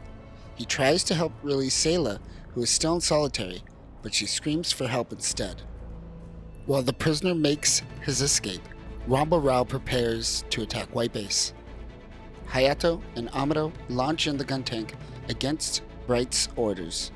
They take out some DOPs, but once the goof is launched, gun tank is of no use. Amuro and Hayato must return to White Base. Meanwhile, Sayla escapes and chases down the Zeon prisoner. He makes it to the airlock. A Fetty soldier whips out a bazooka and blows up the door. But in doing so, he also kills the prisoner in the process. Tough luck. Amuro launches in the Gundam. Meanwhile, Kai, in the gun cannon, is getting overwhelmed by the Gelf. Amuro is able to ward off the goof as it retreats. On White Base, Bright reprimands Amuro for disobeying orders. Later that night, Amuro overhears Murai and Bright talking about taking Amuro off of the Gundam. Amuro, fed up with everything happening, decides to leave White Base. Amuro takes the Gundam and bails. Amuro hides the Gundam in an abandoned city. While hiding, Kycilia and Makuve scout the city in an onion mobile armor known as the MAX-03 Adson. Back at White Base, Fraubo goes to find Amuro. She finds Amuro at the abandoned town the next day. but he decides to leave after mentioning that Ryu thinks deserters should be punished. And maybe don't say that. Frau Bo won't leave Amuro alone. While traveling, the Gundam intercepts a message from Caecilia and Makuve about an enemy mine. Frau heads back to White Base to inform them of the mine. Meanwhile, Caecilia and Makuve launch in the Adsum. The MAX-03 Adsum is a mobile armor with a Minovsky craft system. This allows a hovering drone to shoot out a metal net. It then douses its enemy with a sand-like material which conducts heat quickly. We see this play out as the Gundam is covered in sand and endures extreme heat. The Gundam can't move as all power is being diverted to keep Amuro alive. The Adsum escapes. Caecilia demands that the mine be blown up as a matter of national security. Don't mind the soldiers working there. The attack on the Gundam wears off. He investigates the destroyed mines. All the data is destroyed. However, Amuro finds a paper that says 102 mining facility. He realizes that he only destroyed one of the many mining bases. This wasn't as important as Amuro thought. His arrogance is getting the best of him. He helps a lone Zeon soldier get water and takes off as White Base is heading towards the mine. Meanwhile, the White Base crew notes that this attack will probably cause more damage than help. Amuro's arrogance and emotions are starting to affect the crew. Frau goes off to chase Amuro again. Amuro hides the Gundam and wanders through the Central Asian desert, most likely around India. He stumbles into a bar in the middle of nowhere. Suddenly, 14 Zeon soldiers barge into the bar, including Ramba Ral and Haman. We haven't talked too much about Haman.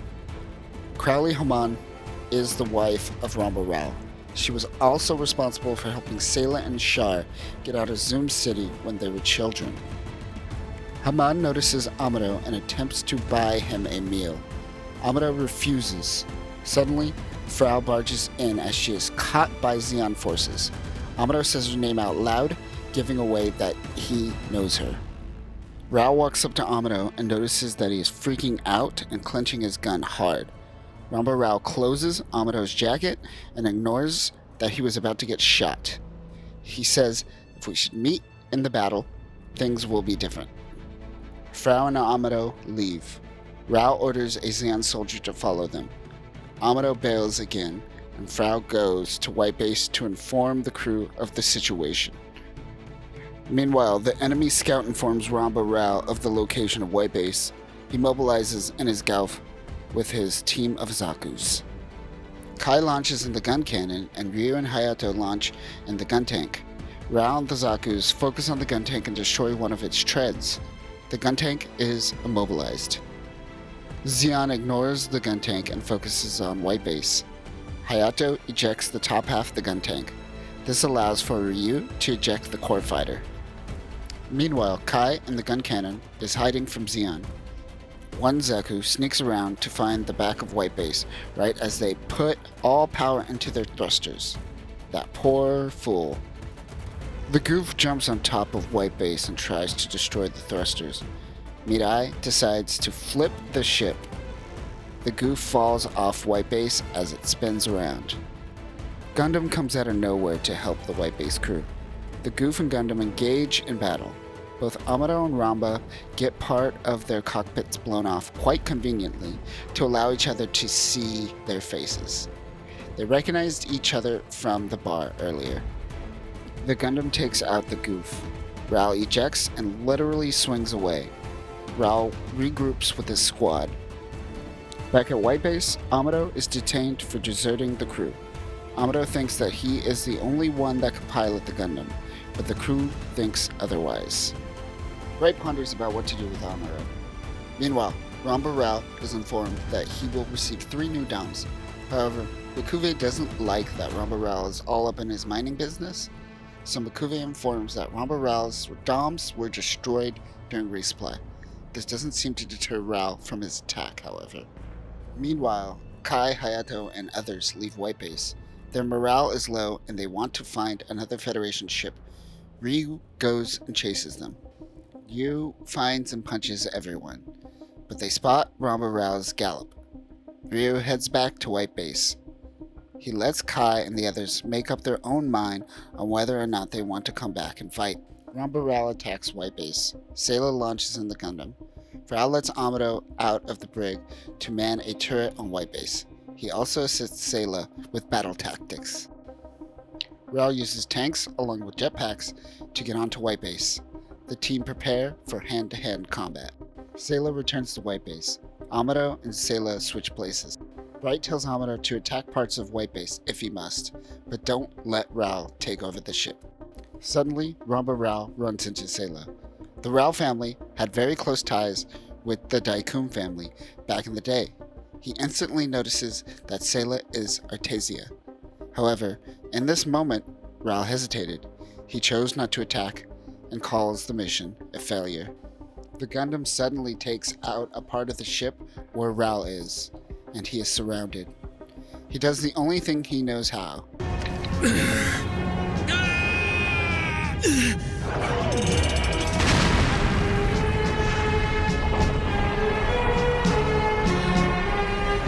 Haman attacks the Gundam. The Gundam uses its beam saber to destroy the Gallop, but Haman ejects and escapes. White Base moves onward, but Haman plans her revenge. Ryu is recovering from a bullet wound that he took from Rao's attack. Amuro is also back in the brig. Ryu goes to talk to Bright and suggests that they have a talk with one another to get on the same page. Ryu is too weak. He heads back to the medbay. However, he decides to talk to Amuro instead. They have to drag Ryu back to bed. Haman makes her attack on White Base. Ryu demands that Amuro be let out of the brig to pilot the Gundam. Bright agrees and lets him out. The mechanics are injured and the Gundam isn't ready. Amuro decides to go out in the core fighter. Kai in the gun cannon tries to hold them off. Jobjan pilots the gun tank, but it is out of commission. I think this is the first time we see Jobjan in the show, although he does make an appearance in Kukuru's Dawn Island, the movie. Ryu gets out of bed and tries to help get the gun tank up and running. Rather than using the gun tank, he launches the core fighter attached to the broken gun tank.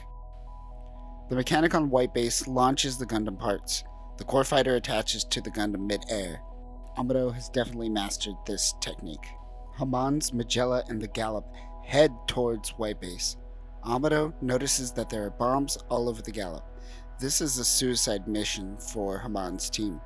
The Gundam tries to hold back the Gallop as much as possible. The Gundam takes out a Zaku while holding the tank back. Haman's Magella attacks the Gundam from behind. The Gundam can't do anything, as it is still holding back the Gallop. Haman prepares for the final blow on the Gundam. Suddenly, out of nowhere, a core fighter flies and crashes into Haman. Ryu was in that core fighter. Both him and Haman are killed. The Gundam destroys the Gallop's engine and pushes it away from White Base and ignites it. White Base is saved, but Amuro wonders who was in the kamikaze core fighter. Sayla tells Amuro that Ryu was piloting the core fighter and is dead. The crew grieve for their lost friend and crewmate. Bright takes it hard as the commander. He blames himself the most. All Amuro and the crew could do is keep moving forward. That'll do it for this episode. White Base has lost one of its crew members. They will use this opportunity to really come together as a crew. Also, you will notice that I skipped Kukuru's Dawn's Island. I want to do a separate video that will focus on that one episode and the movie. Here's hoping Sunrise will let me post newer Gundam stuff without getting a takedown. This video was composed of a lot of side missions and what some would call filler while on Earth. However, in our next episode, we are heading to Jaburo, the home base of the Earth Federation forces. We might even see a return of Char. But that will do it for now. Remember, new types, find someone in your life who is as loyal as Haman was to Ramba Rao. Peace. What is up, Earthnoids, Space Noids, and everything in between? I am just a simple new type, and in this episode, we are deep diving into Kukuru's Doan's Island. We will cover both the movie and the very poorly animated episode. If you are watching this video upon release, you are able to watch Kukuru's Doan's Island for free on Gundam Info YouTube channel. Check out the link below. So let's start by getting into the movie Kukuru's Doan's Island. A GM is fleeing while initiating suppressing fire. The pilot is in fear of his life. Out of the smoke and debris, a Zaku appears. The Zaku chases down the GM and destroys it. The Zaku also destroys a gunperry on the island. In the distance, children hear the Zaku defend the island. In Las Palmas, White Base is docked. EFF higher-ups want Bright and the White Base crew to investigate what happened to the GM. Bright is not really interested in the mission. Okay, writers, I get it. It is like a metaphor for how little interest you had in animating the original episode. More on that later. Jobjon, Kai, and Amuro, along with this guy, launch in the gunperry. Meanwhile, Mirai and Bright have some coffee. He reflects on how hard he has been on Amuro. Nice retconning of Bright having some sort of opinion on his actions during the war. It's a good thing, but remember, Bright is only 19 years old. He was flung into this position when his entire crew died. As much as I appreciate giving Bright agency, he was young during a horrible war. This dude's testosterone is going at full force. It is not weighed down by gravity whatsoever. They land on the island during a cloudy day.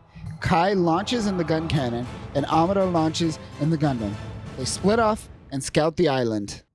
Kai reports back to Bright, during which a bunch of children start throwing rocks at the gun cannon. While looking over a cliff, a Zaku sneaks up behind the Gundam and begins grappling with it. Amuro loses his beam rifle. The Zaku pulls out his Heat Hawk, and the Gundam its Beam Saber. They begin a melee battle. Suddenly, the cliffside breaks off. Amuro falls into the ocean. The gunperry and gun tank lose contact with Amuro. White Base tries to contact the Gundam with no luck. Bright asks Lieutenant Slager to go out and find him.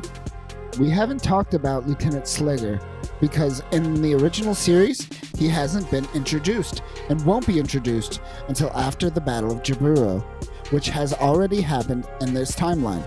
More on that later. Amuro dreams of his father and his mother. We also skipped the episode with his mother because this scene sums it up. Amuro's mom is sad and he is a child of war. That's about it. Amuro sees his boyfriend Char and wakes up. He leaves a mysterious room and finds a bunch of children with a man digging.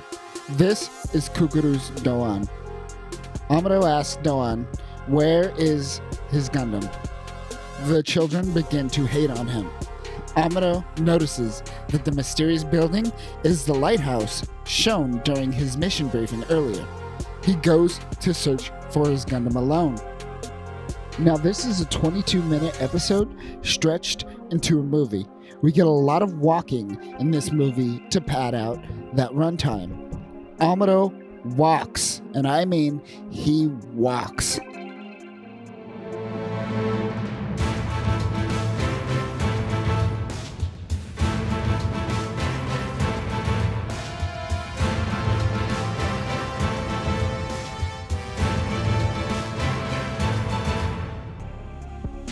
Meanwhile, Doan and the children enjoy dinner. One of the older children, Kara, goes out to find Amuro. She brings him some water and drives him back to the lighthouse. The kids talk about lighting the lighthouse for the first time. Amuro and Kara return. Kara gives Amuro some food. The children go to bed, but not before saying thanks to Doan. At Belfast, General Revel is planning his attack on Odessa Day. He wants White Base to be there. Bright is given orders to leave for Belfast immediately, even though they haven't found Amuro yet. Lieutenant Sleger and Kai start scheming. Lukuve informs General Gop of the EFF that they should stop attacking Gibraltar, or Zeon will start attacking major Earth cities. In Casablanca, we are introduced to the Southern Cross Corps, all piloting a MS-06GD Zaku High Mobility Type surface type. They take out the remaining GMs in the area. The newest member of the group talks about wanting to work with Kukuru's Dawn. Egba, the new leader, holds a knife to his mobile suit's throat, which absolutely would do nothing, right? It isn't a human. You can't slit a mobile suit's throat. Anyways, we learn that Kukuru's Doan was once the leader of the group, and the remaining members seem to have a great disdain towards him.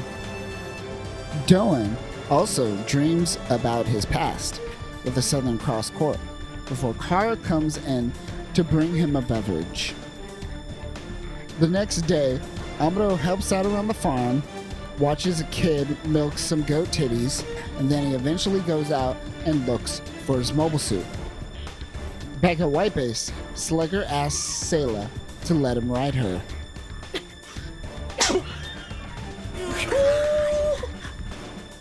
It begins to rain. Amuro heads back to the lighthouse. After the rain, the kids were able to collect rainwater, but the pipe seems to be broken. Doan, Amuro, and Marcos go to repair the broken pipe. The next day, Doan heads out by himself. Marcos follows Doan, and Amuro follows Marcos. Marcos wants to pilot the Gundam, but Amuro demands for it back. Marcos fights Amuro to prove his strength, but Doan asks both of them to leave. Inside of the secret cove hides a nuclear missile that Doan seems to be prepping. Now remember, modern UC nukes also contain Minovsky particles. Because of this, Bakuve notices Minovsky disruption around the island and suggests its saboteur. Bakuve brings in the Southern Cross Corps to scout out the island. The Zeon team instantly realizes that the saboteur is none other than Kukuru's Doan. Marcos and Amuro head back to the lighthouse, but notices the ominous clouds and lighting are incoming. Meanwhile, Sleger, the Gunperry, and Sayla launch to rescue Amuro.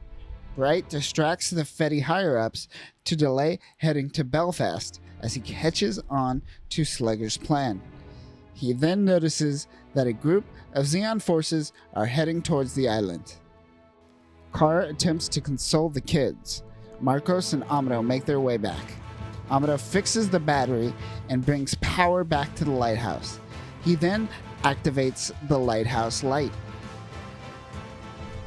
As Doan heads back, he notices that the lighthouse is up and running.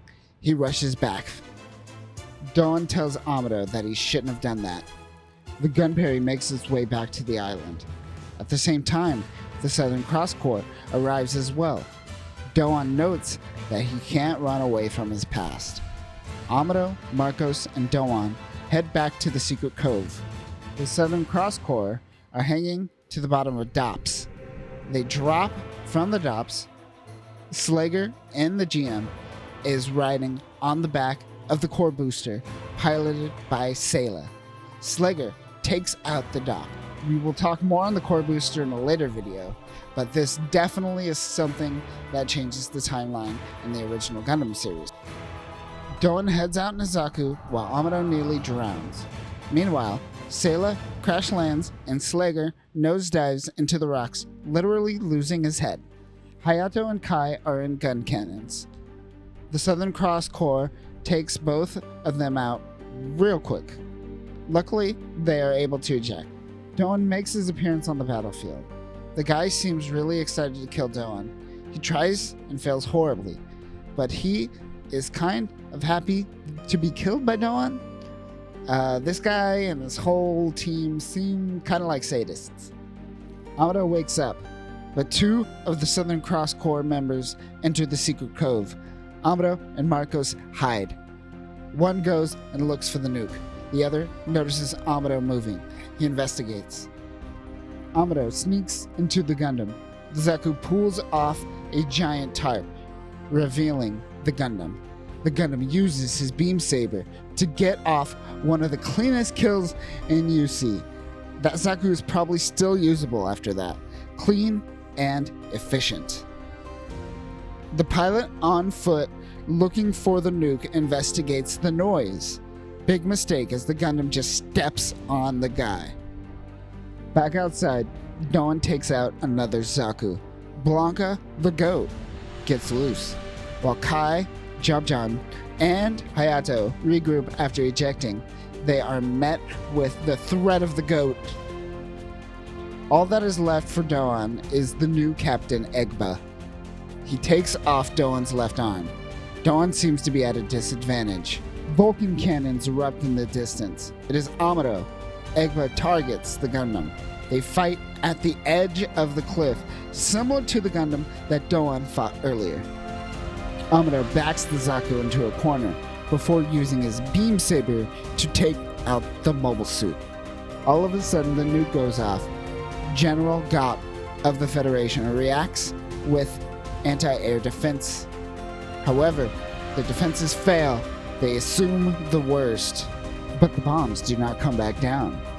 They go off outside of Earth's atmosphere. Dawn used the nukes for fireworks for one of the young children whose birthday is today. The Federation is relieved they won't die today. It is morning. Amuro mentions that the smell of war is still on Doan's hands. Amuro helps Doan by taking his Zaku and throwing it into the ocean. No longer is Doan tied to his past. Finally, the White Base crew is ready to depart for Belfast. It does a flyby over Kukuru's Doan's island as one last farewell. And that is the movie. Now, let's compare that to the show. In the show, the Gunperry, piloted by Ryu and Jobjan, head out to the island. Amuro and the Gundam goes out, but quickly transforms into the core fighter. He finds some injured pilots before running into the children and Kukuru's Doan and his very ugly Zaku. Doan takes out Amuro's core fighter. Similar to the movie, Amuro wakes up and helps the children and Kara. Suddenly, random Dops and Zakus show up on the island. The Southern Cross Corps does not exist in this version. Doan and Amuro work together to take out the Zakus. Doan takes out the final Zaku, which I appreciate more than the movie, which gives Amuro kind of the credit for the final kill. After the battle, Amuro suggests that war stays with him, and he throws the Zaku off into the ocean. White Base makes its way to the island to pick up its crew. So where does this movie fit into the timeline? Well, this seems to be in its own thing, separate from the original MSG series as well as MSG The Origin. There are elements that might suggest that it takes place in the Origin timeline, such as Ryu already being dead and the Battle of Jaburu already taking place. We know the Battle of Jaburu occurred because of the appearance of Lieutenant Slegger Law, as well as the distribution of GM units, which doesn't happen until White Base heads back into space. In the original episode, Ryu was still alive and was the one piloting the Gunperry. He is nowhere to be seen in the movie. Also, we get to see the core booster in action, which hasn't made an appearance yet in the show. Also, the Southern Cross Corps is made up simply for the movie and doesn't seem to relate to anything that happens in MSG The Origin, MSD, Kukuru's Doan's Island, the manga. So who really knows where this stands when it comes to everything else in the UC timeline?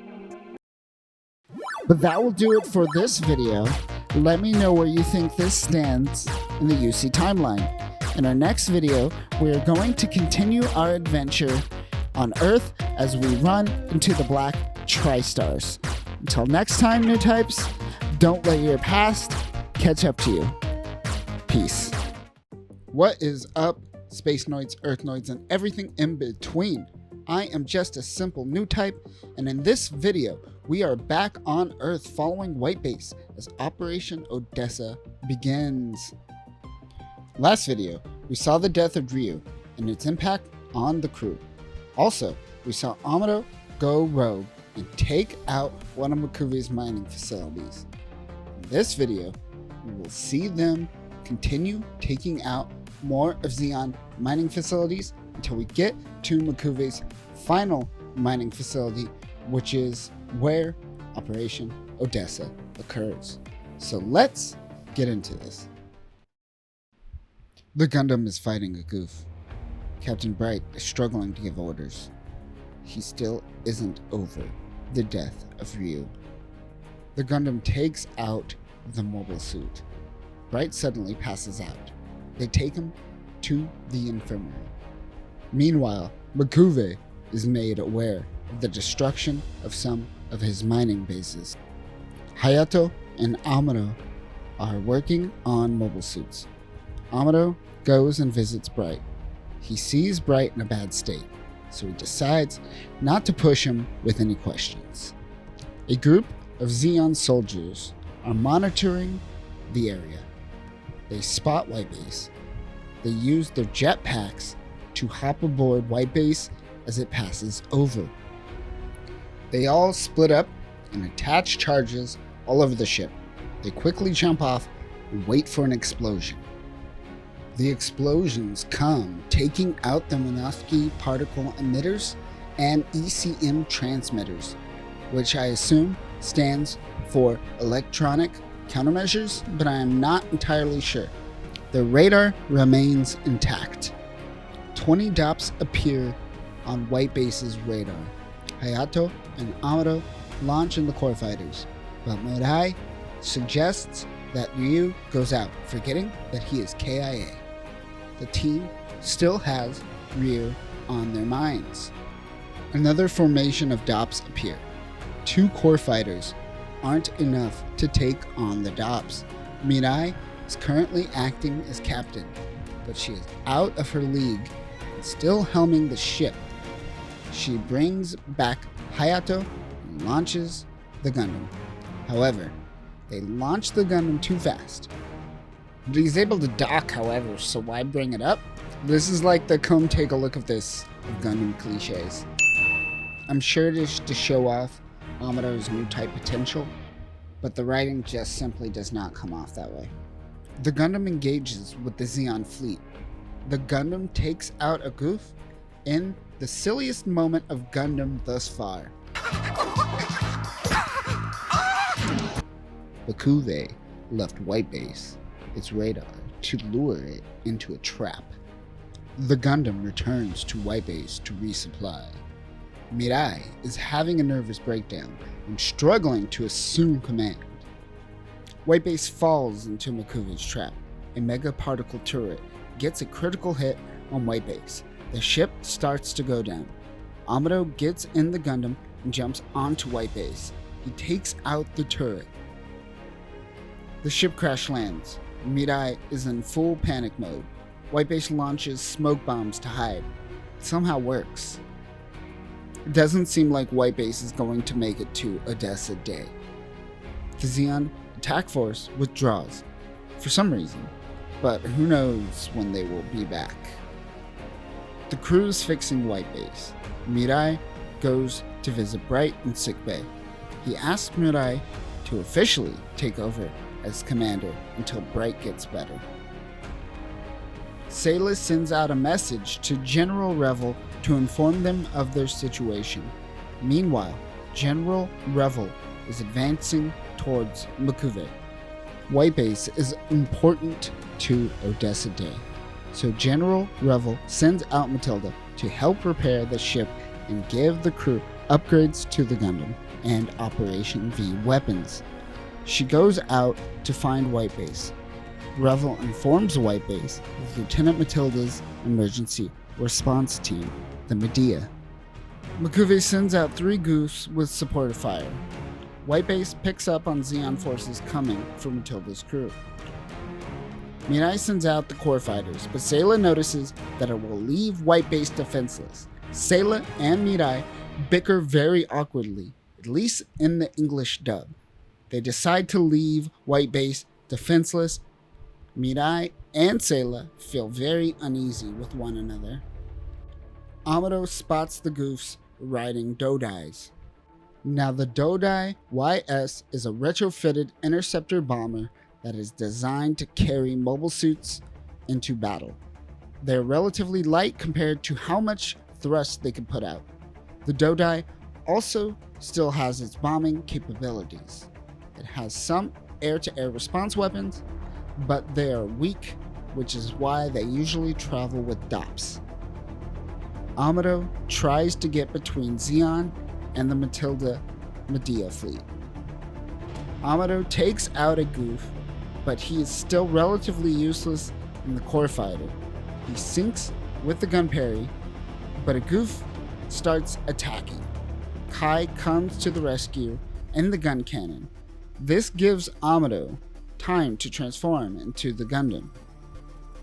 2 goofs start attacking Medea's fleet. Matilda refuses to abandon ship because it contains the new secret Gundam upgrades. They crash land. The Gundam intercepts the goof.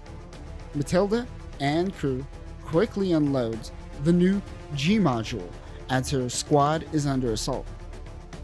Amuro is able to take out a goof. Amuro is concerned about Lieutenant Matilda, but another goof is coming in for an attack, and the Gundam is under heavy damage. It looks quite bad for the Gundam. Suddenly, Hayato comes in riding the new module, the G-Fighter. The G-Fighter is a new Operation V weapon that is very modular and integrates with the core block system. It has an A and B part similar to the Gundam, and these 2 parts can be combined to create the G-Armor and the G-Sky. More on those units later. Amuro hops onto the G-Fighter. The G-Fighter flies off. The Operation V weapons now have their own version of the Dodai. The fighter goes in. Amuro uses his beam saber and destroys the Dodai. The goof lands on Earth, but suddenly Amuro takes his beam saber in the chest of the goof and destroys it. Amuro is amazed by the power of the G-Fighter. General Revel congratulates Mirai on handling command during a stressful situation. Sayla consoles Mirai. It seems their bickering is no more. Matilda shows the White Base crew all of the upgrade modules while ignoring Kai.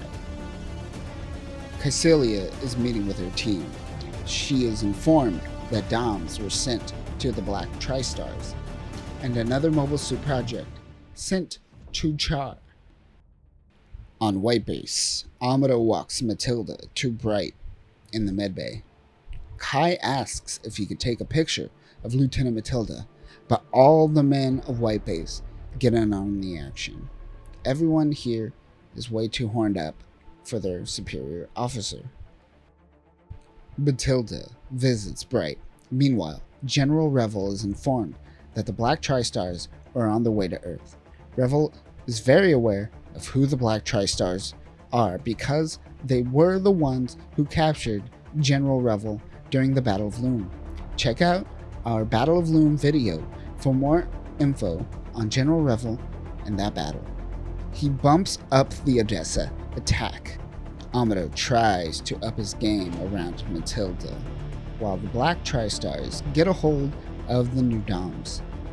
Matilda tells Amuro that she joined the Supply Corps because it is the only division that attempts to create things instead of destroys through battle.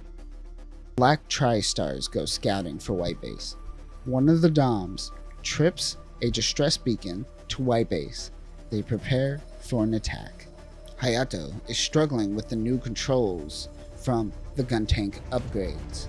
Frau Bo takes over for Sayla as she goes to pilot the new G-Armor.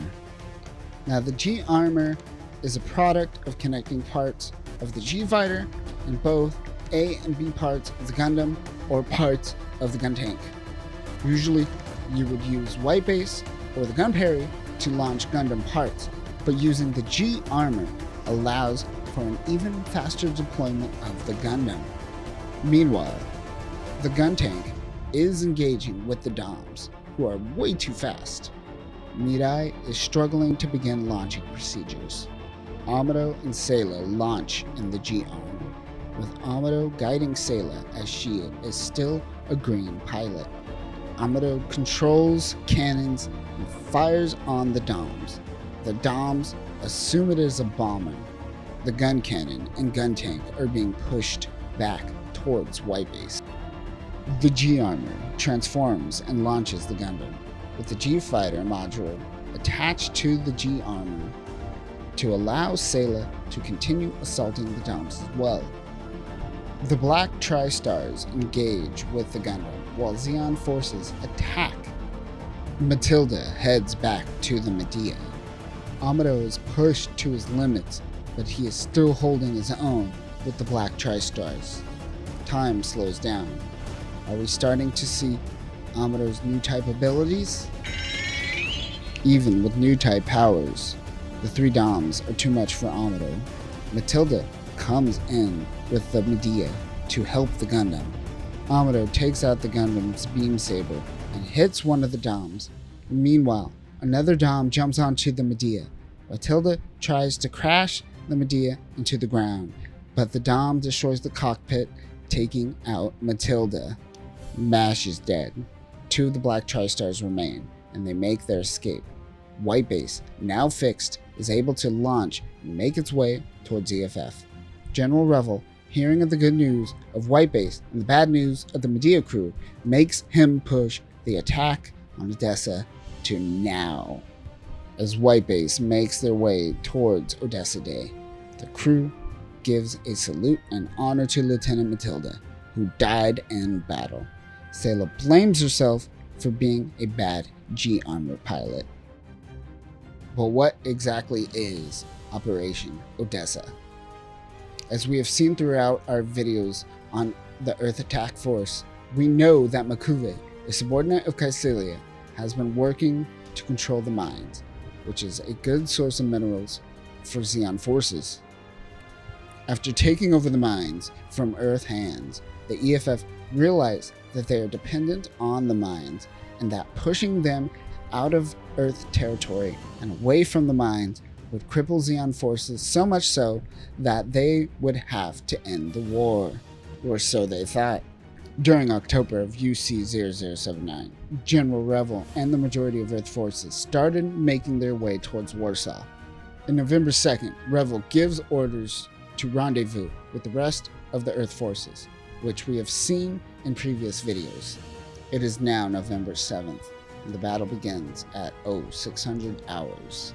The battle begins before White Base rendezvous with the rest of Earth forces. Bright is back in command.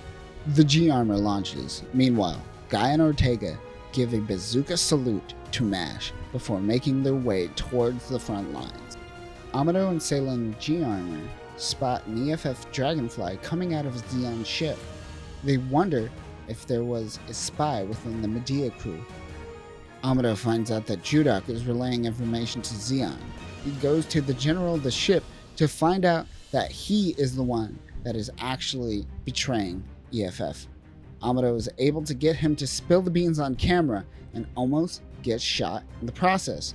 He heads out towards White Base, which just engaged in battle. One of the DOMs destroys the gun tank's treads. Kai and the gun cannon is all alone in battle. Sayla and Amuro transform. One of the DOMs gets a hit on the G-Armor. Sayla returns to White Base. They take the G-Armor and attach it to Hayato's core fighter to create the G-Sky, or G-Sky Easy. This gives the core fighter an extra boost. Hayato launches. Makuve is being pushed back. As a last resort, he threatens to launch a nuclear attack, breaking the Antarctic Treaty. General Revel doesn't respond, and continues his assault. In Kuguru Doan's Island, we see a similar version of this play out, except Odessa seemed to be a longer game in that scenario instead of a one-day assault. The G-Sky and Gundam engage in what I guess is the Black Duo Stars now. The Gundam rides the G-Sky and attacks and kills one of the Doms. Gaia is the only remaining Black Tri-Star, Black Solo Star. Bright sends Amuro data and orders him to try to take out the nuclear missile. Bright tells Amuro to ignore the Dom, but Gaia is still attacking. He destroys the Gundam's shield. Bakuve launches the nuclear missile. Gaia knocks the Gundam off the G-Sky, but Amuro quickly destroys the Dom, killing Gaia. He hops back onto the G-Sky, jumps towards the sky, and takes out the nuclear weapon. Bakuve escapes the battle, while White Base and EFF take out the mines. Earth is victorious this day. As Bakuve makes his escape, he notes that they sent enough minerals to Caecilia so Zeon forces can potentially fight for another 10 years. As Zeon forces make their escape from Earth, the White Base crew finally meets General Revel. And that will do it for this video. This is just a small fraction of what happened during the Battle of Dessa from the perspective of White Base and Amuro.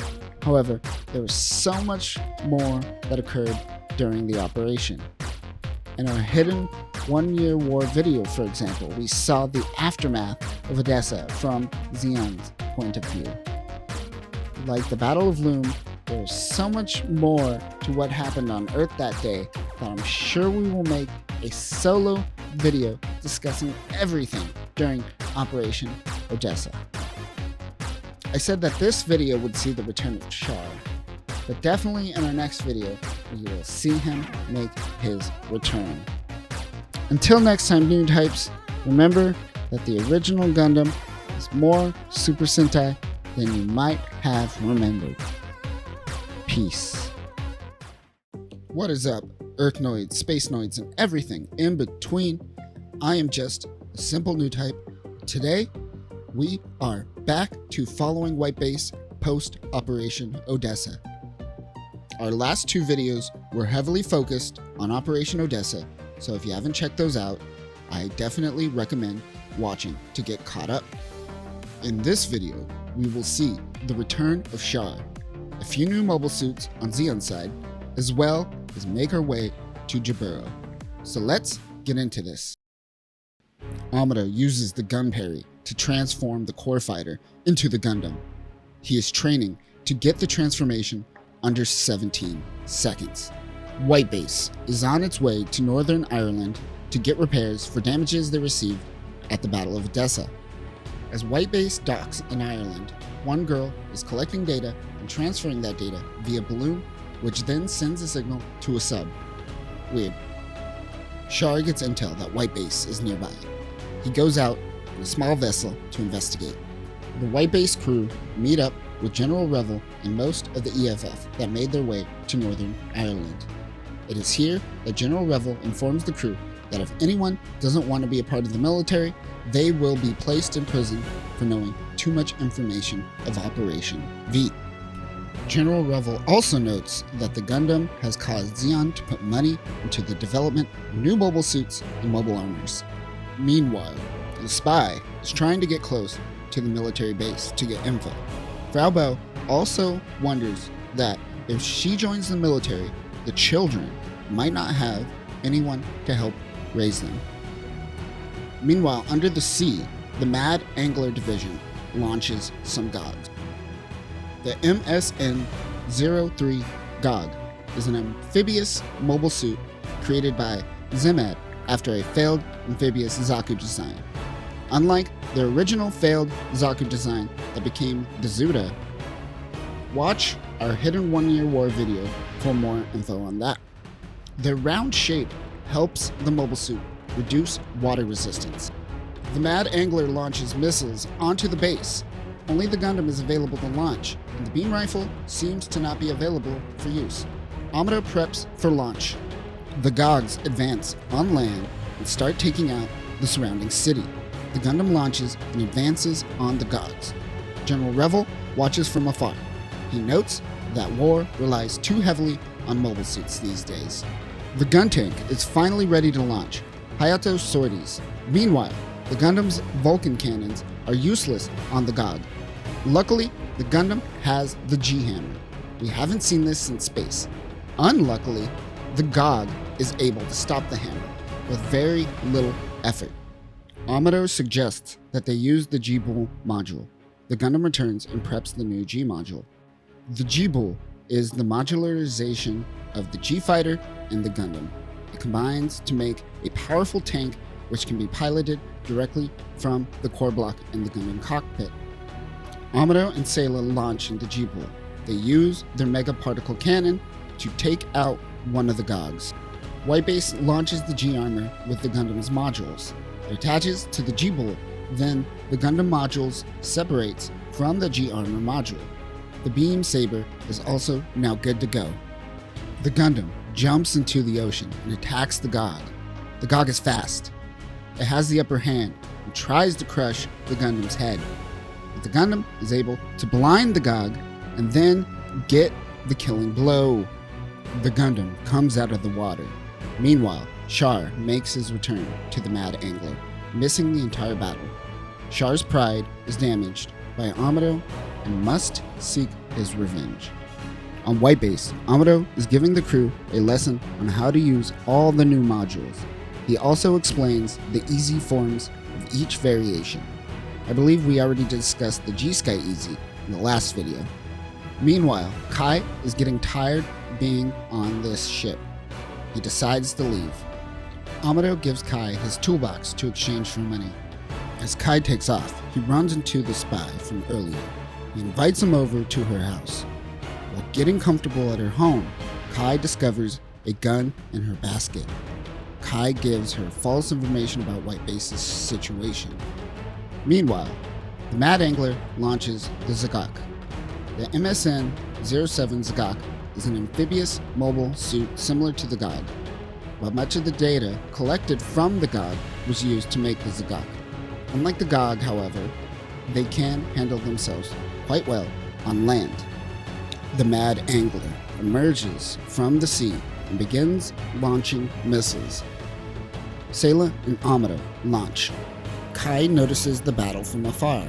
He asks Miharu, the spy's siblings, where she went. They lie to Kai, but Kai doesn't believe it. Meanwhile, the spy Miharu meets up with someone who gives her orders to sneak about White Base. When she returns, Kai is gone. She tries to go find Kai. Hayato launches in the gun cannon. It intercepts the Zagaks, but it doesn't seem to be able to carry its own weight.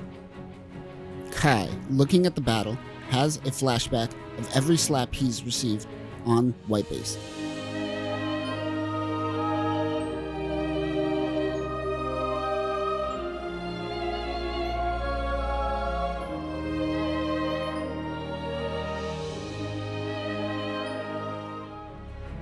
He decides to return to White Base.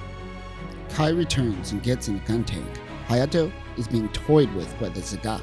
The Zagak attempts to split the gun cannon apart, but Kai comes in for the rescue and saves Hayato. The Gundam pushes the Zagak back into the water. The spy, dressed as an EFF soldier, sneaks onto White Base. The Gundam is fighting the Zagak. It lures it out of the water where Kai is waiting to get a shot off. It does, and the Gundam uses its beam saber to get the final kill. Back on White Base, Kai gives Amuro his toolbox. Well, Amuro, I was told your toolbox isn't worth a dime. But I paid a lot for that! Kai is back to his cocky self. On the Mad Angler, Char is notified that the spy successfully made it on board the White Base. White Base leaves Northern Ireland and makes their way towards Jaburo. Sayla and Amuro practice transforming the Gundam in G-Armor. They are able to get it down to 15 seconds. with one of the Gundam's arms still exposed, and that will be a problem. Miharu the spy sneaks in to Bright's quarters. Kai comes in to get Bright and finds Miharu. Kai thinks that she snuck on to be with him, so Miharu just goes with it. She hides in Kai's quarters. Meanwhile, some of the Mad Angler crew pretends to be civilians and lands onto White Base requesting emergency assistance on a civilian aircraft. Boom, one of the Mad Angler crew, makes contact with Miharu and informs them that they are heading to South America. Kai is suspicious of the civilian crew. He runs to the docks, but the civilian crew plane takes off. Kai suspects that they might be spies, but he can't give Bright any proof without informing him that Miharu is on board. Back at the Mad Angler, Boone requests if he could use the new mobile armor, the Greblo. The MAM-07 Greblo is a mobile armor designed in the vein of a submarine that has mobile suit capabilities. However, the Greblo does not have any particle beam capabilities. The Greblo and two Zagaks head out. White Base prepares for an attack. Sayla and Amuro launch. White Base gets hit. Sayla and Amuro transform. Meanwhile, Hayato launches in the core fighter. White Base is still getting hit. The gun cannon is unable to launch. Bright gets Kai to launch in the gun parry. As Kai prepares to launch, Miharu joins Kai even though she has no training. Hayato distracts one of the Zagaks, which Sayla destroys. She is excited that she took out the new unit. The Gundam goes underwater and runs into the Greblo. The Gundam goes to fire the beam rifle, but underwater, the beam rifle is 50% less effective. Kai decides to take Miharu with him on the gun parry. Hayato is out of ammo, so the gun parry goes in to attack the Zagak. They go in to fire, but one of the missiles is jammed. The only way to unjam the missile is to detach it via the lever next to the missile. Miharu goes to pull the lever. However, force and all does its thing and launches Miharu from the gun parry. However, before dying, Miharu was successful and destroys the Zagak. The Gundam lost its leg, but it allows the Gundam to move more easily underwater. He takes out the Greblo. Kai lands the gun parry to find out that Miharu didn't make it. He is upset for her loss. No one but Amuro even knew of her existence. Char is upset that the spy hasn't been giving them any more intel, not knowing that Miharu is currently dead. White Base finally makes its way to Jiburo and docks. Char notices that White Base has disappeared. He believes that he has found an entrance to Jiburo. His plan is to take out Jiburo and steal White Base. His crew receives the experimental Zok. The MSN-10 Zok is also an amphibious mobile suit that has a 360 mono camera. It also has 8 megaparticle cannons. Honestly, there really isn't any variation between the Gog, the Zagak, and the Zok. All these names certainly are something, however. The Zoks launch. Amuro meets with Lieutenant Woody, who used to know Lieutenant Matilda. Woody was planning on marrying Lieutenant Matilda. Amuro was unaware that she was even engaged. He apologizes and regrets not being able to save Matilda. Woody gets mad at Amuro and tells him that no one person is responsible, especially in war. White Base is assigned to the Tiaman fleet by Admiral Gog, and also the White Base crew won't receive any punishment. He does this as a favor to Mirai's father, Shu Yashima. He was a politician who most likely kicked the EFF a lot of money back in the day. Suddenly, the alarms go off. Jiburo is getting attacked, but Jiburo is huge and EFF is trying to isolate the attack. However, from above, many Dops and Gaos come striking down. While this is all happening, the amphibious Zeon mobile suits are making their way underwater. They make it back to White Base. Amuro and Sayla launch into Jibul, and Hayato and Kai in the gun tank and the gun cannon. Kai is no longer dwelling on the loss of Miharu. While the Jibul is on alert, Sayla notices new mobile suits. Amuro notes that they are the new mass-produced gyms. Zaku's, Goose, and Dom's all launch. Char and his team of Zagaks also launch. Char actually is piloting a red MSN-07S Zagak commander type. Char loses 2 members of his team before penetrating Jaburo's gates. Char notes that Jaburo is well prepared. Char goes underwater and meets up with his team of Zaks. The Zaks open an entrance to Jaburo. Zeon can now enter the base. The G-Bull goes to protect another entrance. The enemy is overpowering the base. Bright tells Sayla and Amuro to transform. Amuro notices a red mobile suit and wonders if it's Char. Char takes out a gem with ease. Amuro and Char dance once again. Meanwhile, Lieutenant Woody is operating a hovercraft. Char instantly takes it out. This enrages Amuro. He takes out one of the Zaks. Char makes his escape as usual. Most of Zeon forces make their retreat. Back on White Base, Amuro is certain that the red Zagak was Char. And that guy takes out an EFF outpost. Char is in his Zagak and is leading his team of At guys, making their way back to Jaburo. The MSN-04 At guy is another amphibious mobile suit made by the Zeonic Company. Like many of these amphibious variants, the At guy has iron nails extending arms. At Jaburo, White Base crew is given rank. Bright is now lieutenant, Midai is now ensign, and Amuro is now chief petty officer.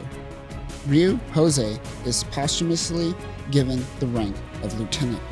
Amuro speaks out at his superior officer and he is slapped. Oh, what? Frau Bo is concerned about the kids because they are being transferred to an orphanage and the kids do not want to go. At the orphanage, the kids sneak out. They make their way into a cavernous area which just so happens to be the rendezvous location of Char and his men. Char's crew ties up the kids after charging bombs all over the gyms. The kids are able to escape from the rope. They make their way to the gyms and remove all the bombs. The kids dump the bombs into a jeep and drive away. Amuro and the gang meet up with the kids. They tell Amuro of the situation. The gang tries to help the kids while Amuro goes off and drives the bombs somewhere safe. He jumps the jeep off the cliff. The bombs go off. The gyms are saved. As some of Char's team gets away, the others and the At guys start assaulting the base. Amuro and the kids make their way back. While looking for the children, Sayla runs into Char. They are sure that they are each other's long-lost siblings after meeting. It is once again cut short by Mirai shooting at Char. Meanwhile, the Gundam launches. He chases down and kills an At guy. The At guys swing away like monkeys. But Amuro is still able to take them out.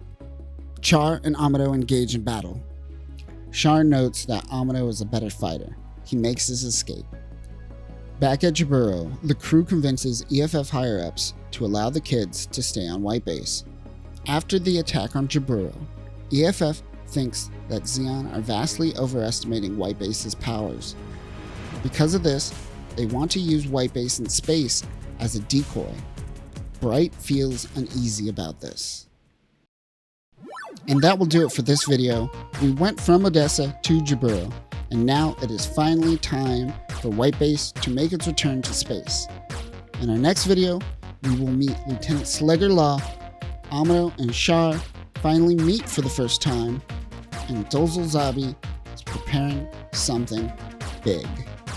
Until next time, new types, don't let a spy penetrate your ship and your heart. Peace. What is up, Earthnoids, Space Noids, and everything in between? I am just a simple new type, and in this video, we are back in space, heading towards Solomon. Our last video focused on the Battle of Jaburo and Zeon's failed attempt to penetrate EFF's headquarters. In this video, White Base becomes a part of the team and fleet, so let's get into this. White Base is assigned to leave Jaburo 2 hours before the rest of the team and fleet. We find out that Mirai is actually engaged to someone, a man named Cameron. Back at White Base, Slugger Law is assigned to the ship. The crew prepares to take off for space. Meanwhile, Char hops onto the Zanzibar, heading in the direction of White Base. On board the Zanzibar is the MA-05 Bigro mobile armor. The Bigro has a mega particle cannon, quadruple missile launcher, and claw arms. Also on board are 2 Rick Doms. The difference between the Rick Dom and the Dom is that the Dom is designed for ground combat and the Rick Dom is designed for space combat. White Base changes its trajectory towards the moon, but Char is smart enough to recognize that White Base is most likely leading a diversion for the bigger fleet, which is exactly what is happening. He decides to launch the Bigro and Doms. They're going to preemptively attack White Base. Amuro launches in the G-Sky and Sayla in the G-Bull Easy. They engage with Zeon. The Bigro swiftly flies by and grabs the G-Bull with its claw arms. She is afraid to attack because she might be killing her brother in the process. The Bigro throws the G-Bull. Bright asks Lieutenant Slugger to man the main cannon, but he wants Bright to turn around. They both butt heads a little bit. Kai is finally able to launch the gun cannon. Now that Kai can cover everyone, Amuro uses this opportunity to dock with the G-Bull. Amuro transforms into the Gundam. Sayla assumes control of the G-Sky. The Zanzibar gets in close. Char plans to collide with White Base. Slugger is able to get a hit on the Zanzibar with the cannon. Sayla takes out one of the Doms. Meanwhile, the Bigro hooks the Gundam and accelerates at fast speed. Amuro passes out for a second from all those Gs, but suddenly wakes up. The Gundam fires its beam rifle into the Bigro. The pilot doesn't understand how the Gundam pilot didn't pass out, but unfortunately, he thinks this right before exploding to death. One of the Doms retreats. The team returns to White Base. Slugger starts hitting on Sayla and Mirai. The boys take a quick rest, but the enemy will return soon. A lone mobile armor is making its way towards White Base. Hayato in the gun tank and Amuro in the G-Sky go out and intercept the mobile armor.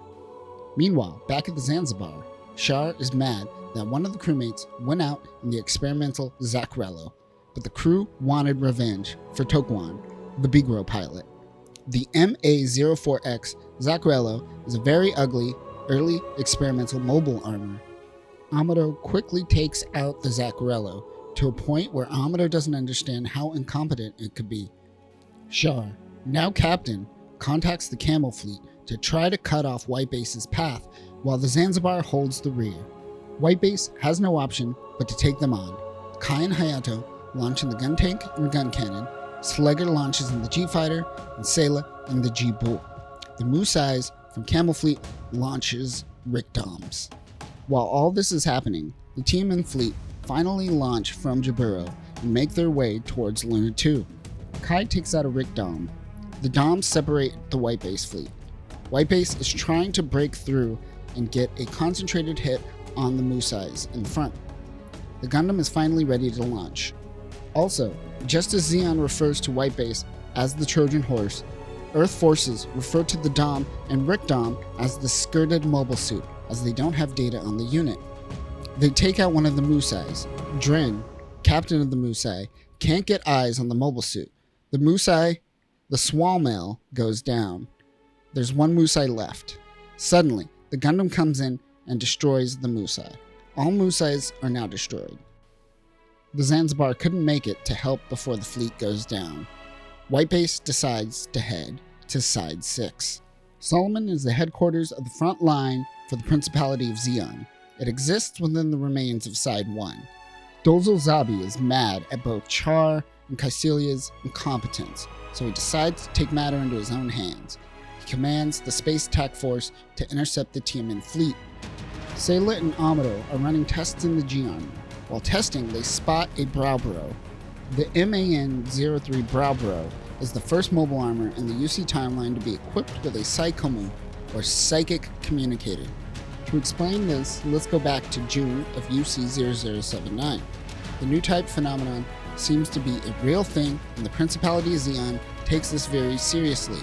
They create the Flanagan Institute to study new types, during which they realize that new types give off a thought or psychic wave that is similar to brainwaves.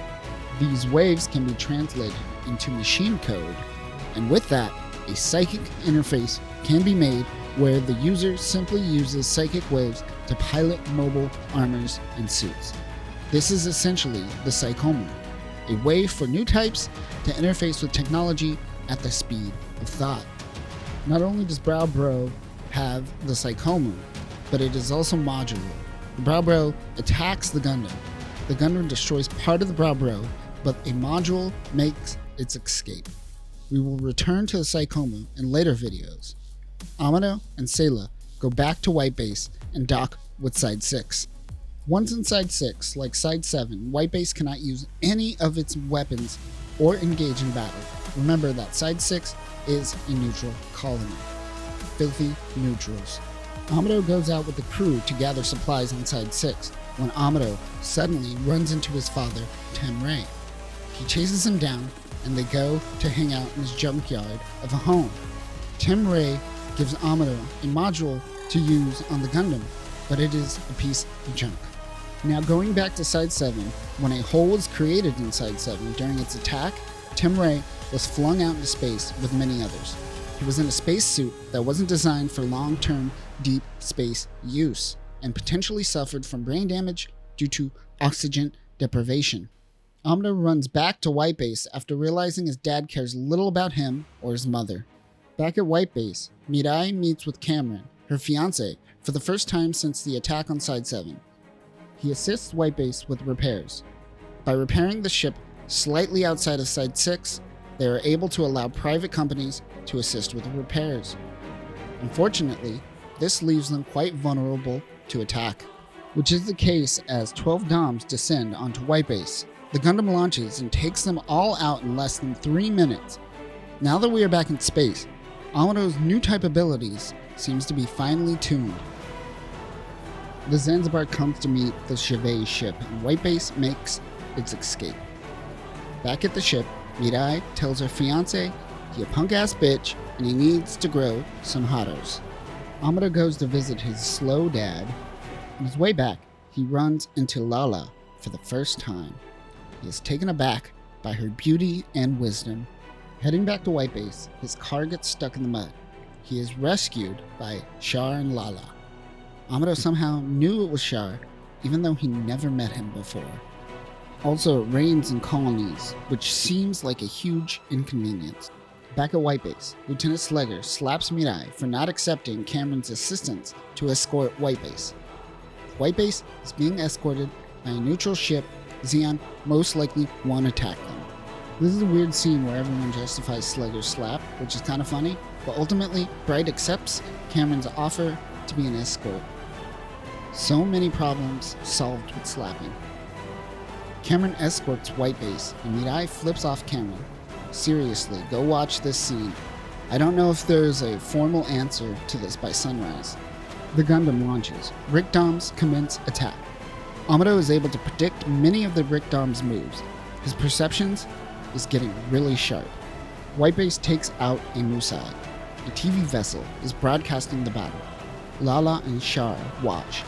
Lala can feel that the Gundam will win the battle. Amuro goes and takes out a Chevet-class ship. Lala was correct. Her new type powers are quite perceptive. Amuro and White Base leave Side 6 territory. Bright meets Commander Joaquin. Last time we saw him, he was the commandant of Luna 2. They plan for a major attack on Solomon. Dozel Zabi is mad that Garen gave him one experimental unit instead of a plethora of Rick Doms. Back at Side 6, Char threatens Cameron and all of Side 6 of their existence while Lala looks majestic.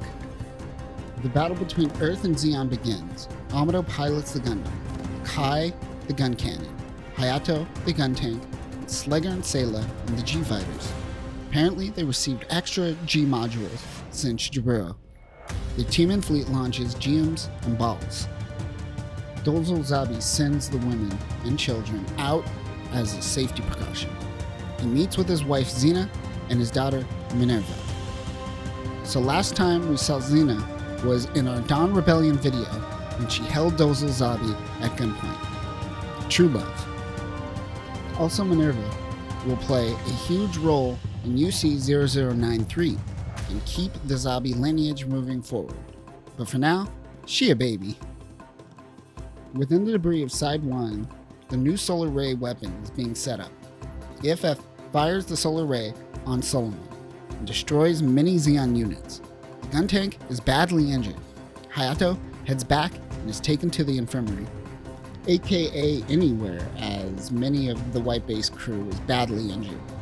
Frau Bao goes to comfort Hayato. Meanwhile, the Gundam is penetrating the Solomon's first line of defense. At the Zanzibar, Caecilia orders Char to give support at Solomon. Lala will soon see battle. It is time for Vice Admiral Dozel to contribute to the battle.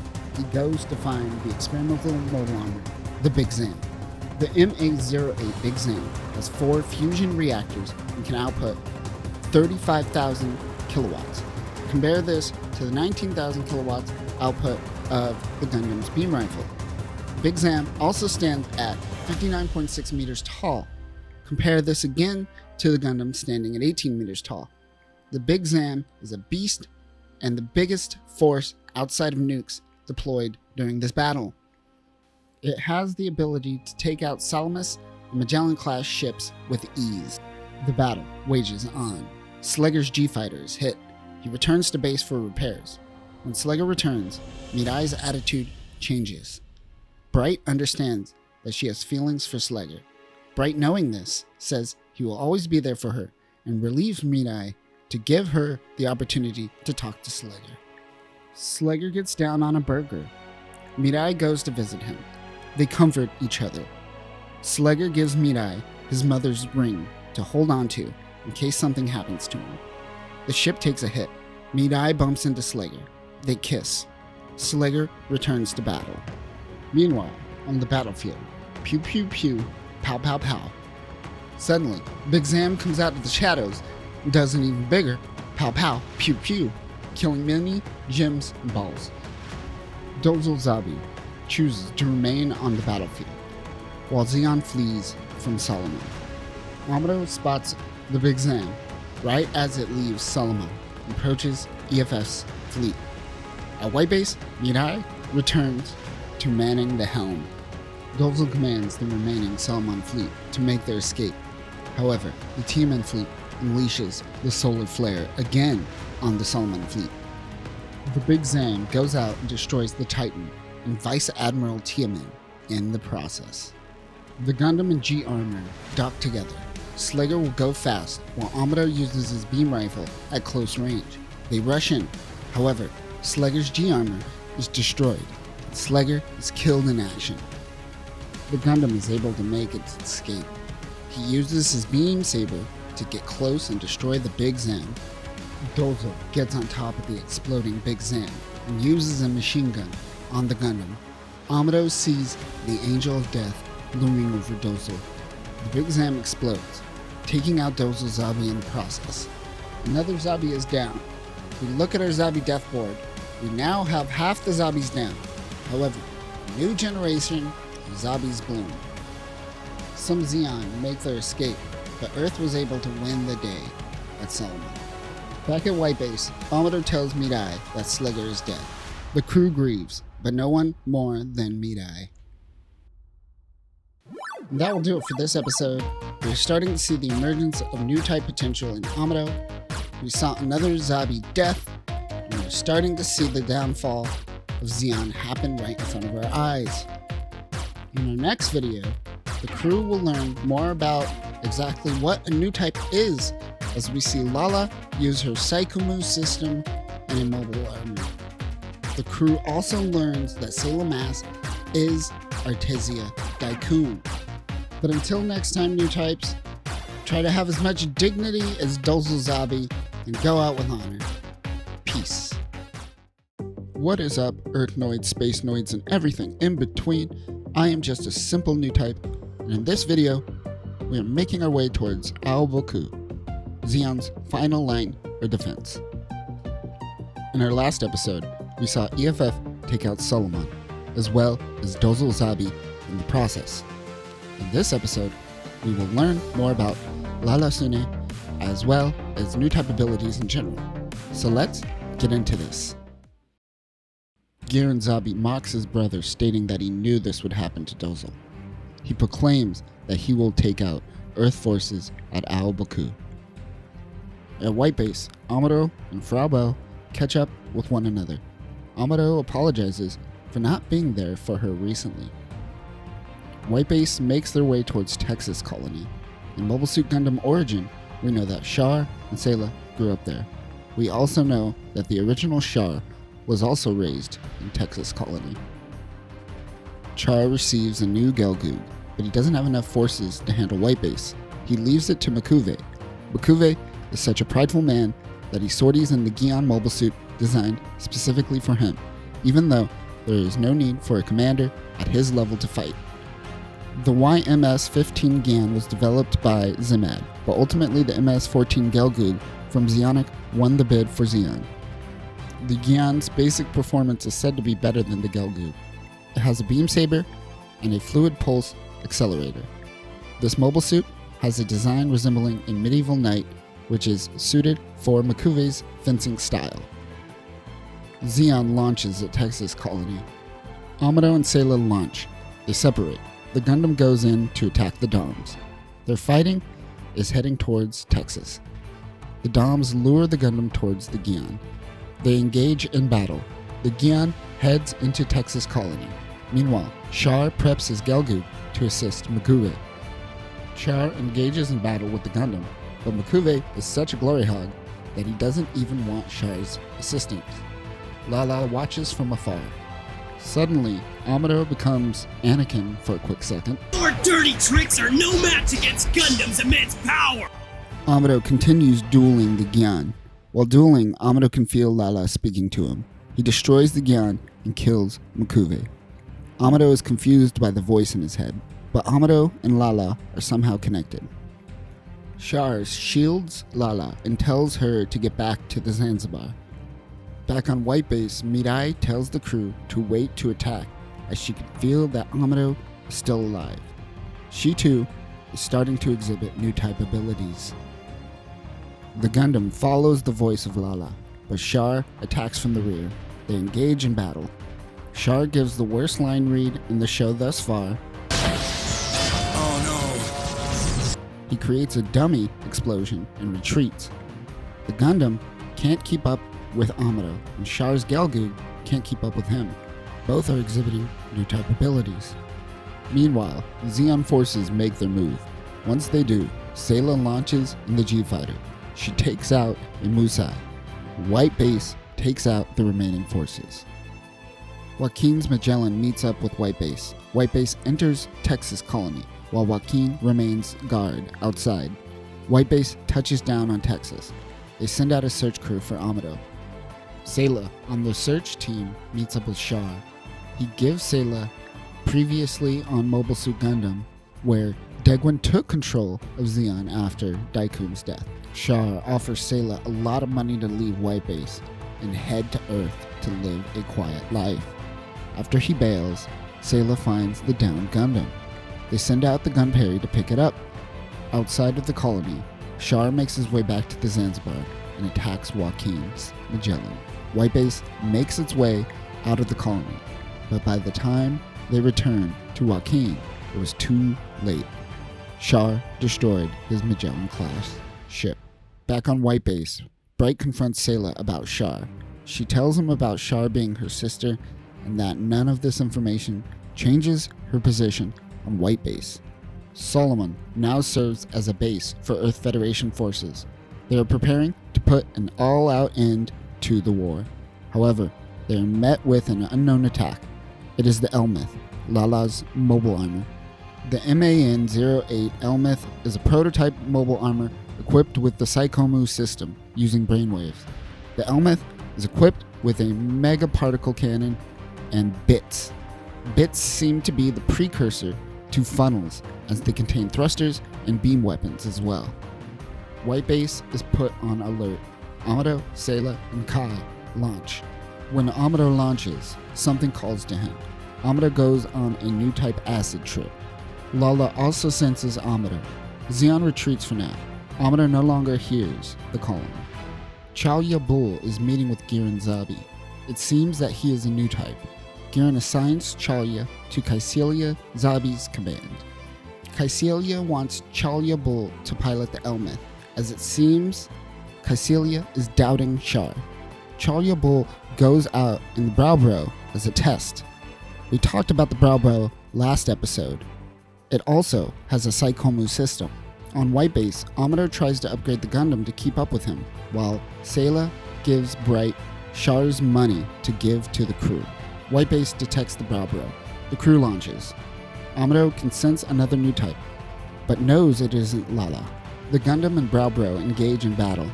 Amuro struggles to get the Gundam to keep up with his movements. The Gundam takes out the Chaoya Bull. He won, but he is concerned with the Gundam's abilities. It simply isn't good enough. White Base makes its return to Solomon. Dr. Moss Khan adds a new coat of paint that should make the Gundam move faster. The link between Granada, Zeon's moon base, and Al Baku is Zeon's last line of defense. Mahal, a Zeon colony, is evacuating its 1.5 million residents. Solar panels are being added to the colony. Zeon plans to turn the entire colony into a weapon. This seems to be a bigger version of EFF's solar flare. Daegwon Zabi chastises Giran for trying to evacuate its citizens. He plans on using the Zabi dictatorship to enforce Zeon's will.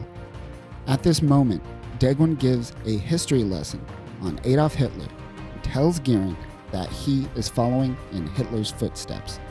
Unfortunately, Giran doesn't take this as an insult. The Zanzibar approaches a Magellan fleet. The Elmeth launches, followed by Char's Gelgoog. The Elmeth leads the fleet. She takes out a Magellan with ease. Back at Solomon, Operation Star 1 begins. This is a plan to invade Zeon's homeland. White Base is expected to lead the advance, but they are delayed due to upgrades. Lala and Char meet with Kycelia.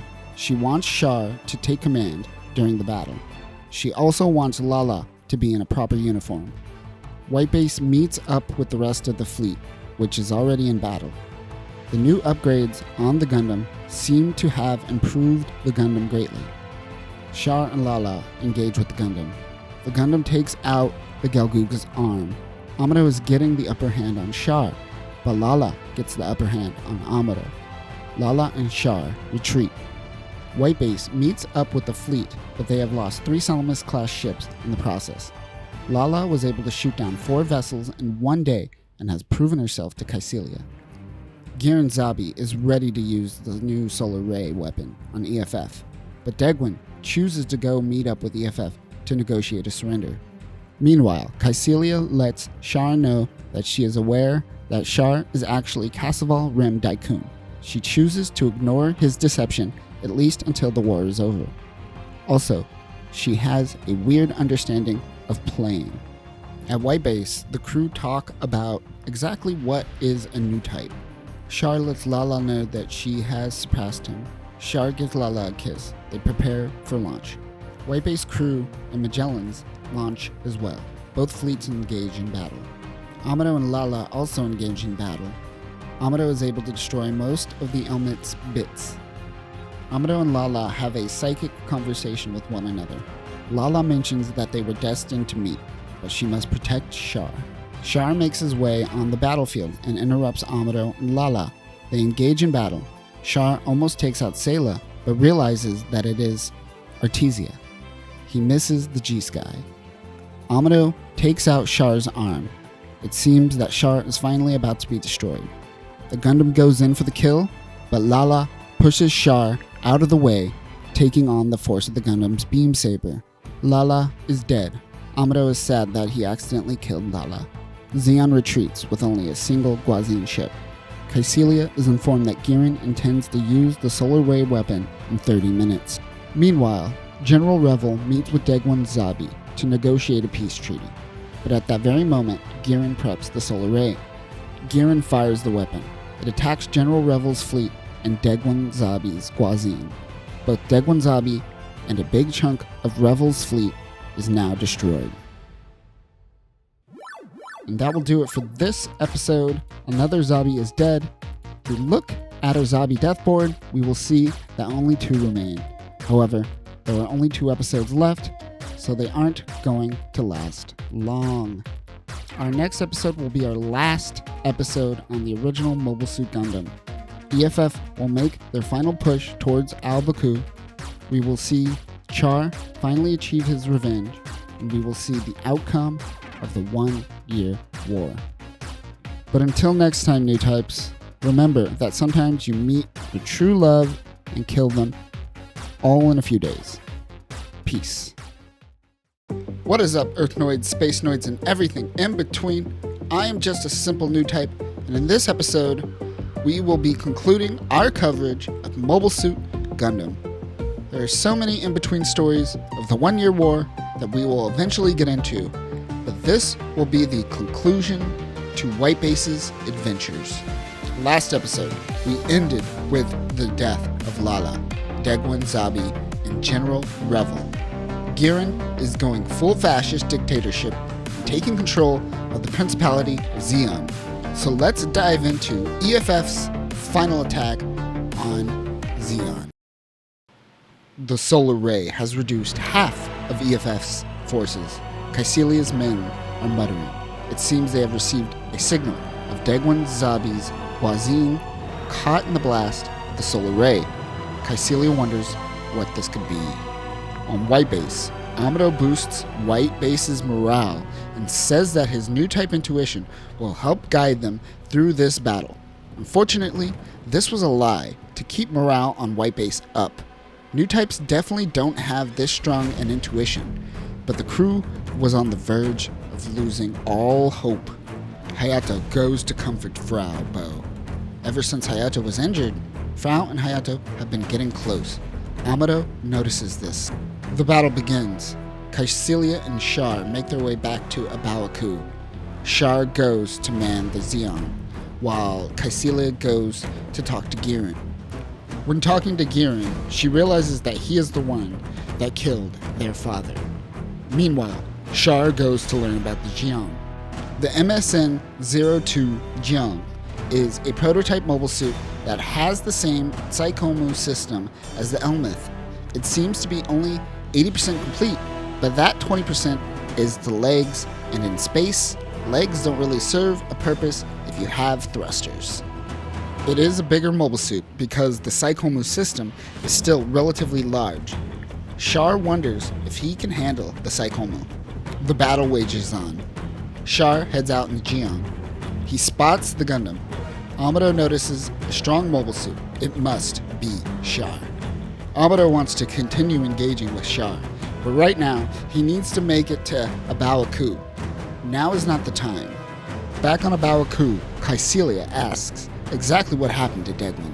She shoots Giran in the back of the head.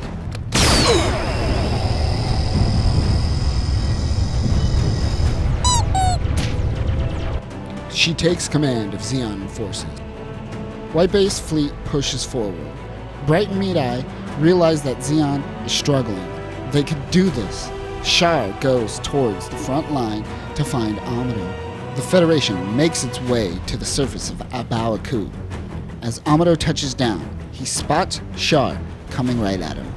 Caecilia is informed that they are resorting to cadets on the battlefield. She is starting to lose power. Also, the Dalaz fleet decided to abandon Abawaku. Dalaz is a Giran loyalist and saw Caecilia's decision as a coup. We will hear more about the Dalaz fleet once we reach 0083.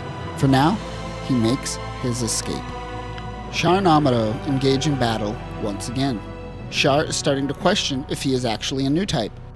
Kai, Hayato, Sayla, and White Base make their way towards the entrance of Abawaku. Char is unable to keep up with Amuro. Amuro uses his beam saber to shoot the Jiang in the chest, but the Jiang's cockpit is in the head for some reason. Char makes an emergency escape, but not before getting one more hit off on the Gundam, shooting its head off. Amuro chases Char. He gets out of the Gundam and walks it into a trap by the Jiang's head. Amuro flies away on a jetpack. Char engage in a gun and jetpack battle. Meanwhile, outside, things are starting to look grim for White Base. White Base crash lands on a Baoku. The gun tank and gun cannon go down.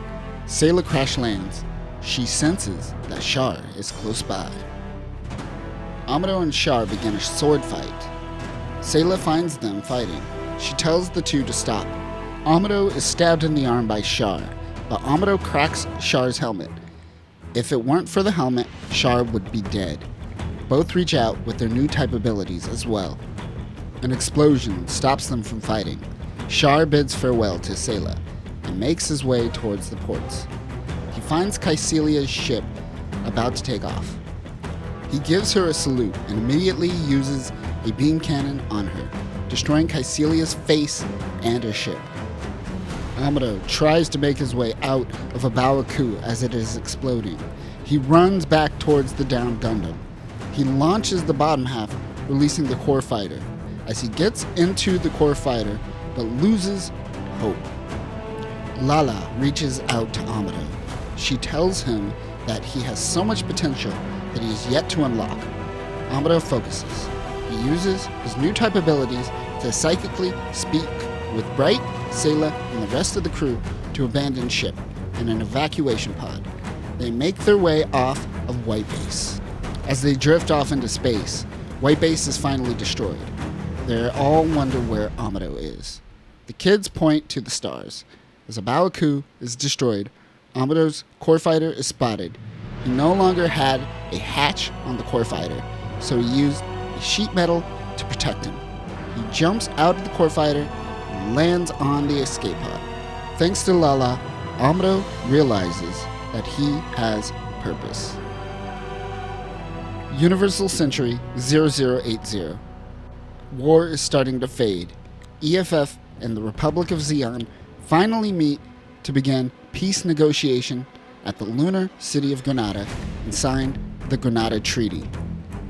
The Principality of Zeon is no more, and are now re-established as the Republic of Zeon, as they were before the death of Zeon Daikun. The terms of the treaty are as such. 1. The Principality of Zeon ceases all hostilities with the Earth Federation and withdraws all of its military forces from Earth, the Moon, and all of the territories it had occupied during the war. 2. All Zeon military forces must disarm before returning home. 3. Zeon is permitted to retain possession of Abaoku, but Solomon and Pazun are permanently relinquished to the Earth Federation. Zeon is prohibited from constructing any new asteroid facilities for military purposes. 4. The Earth Federation gains control of Zeon's main mobile suit weapons manufacturing corporations, MIP, Zeonic, and Zemad. 5. Further dispersal of Minovsky particles in space is prohibited among the signatories. And 6. Zeon shall officially rejoin the Earth Federation on January 1st, UC 0100. Even though war is over, Zeon remnants remain. The two big Zeon remnant factions we will see in the future. One we already talked about is the Delaz fleet. They will remain hidden around Earth's sphere until they are ready to make their attack again. The other major Zeon remnant is Axis. Axis is an asteroid that was under Zeon control. It is in a remote location, so it wasn't used too much during the 1-year war. However, many fled to this location after Zeon's surrender. Other than these two remnants, there were also many small factions living in rubble and abandoned fleet ships, still not believing that war is over. Because of these remnants, we will see EFF forces once again go to battle. But that will do it for this episode and the original Mobile Suit Gundam UC0079. This is probably the densest year in Gundam lore, but hopefully I was able to help out a little bit. Oh yes, and if we look at our Zabi death board, we now have a complete card. In the future, we will stick around the 1-year war and bring our focus back to Earth as we'll go through Mobile Suit Gundam 8th MS Team. But until then, new types, do not try to bring forth some sort of Neo-Zeon, something like that, you know? No, we don't need that. Peace.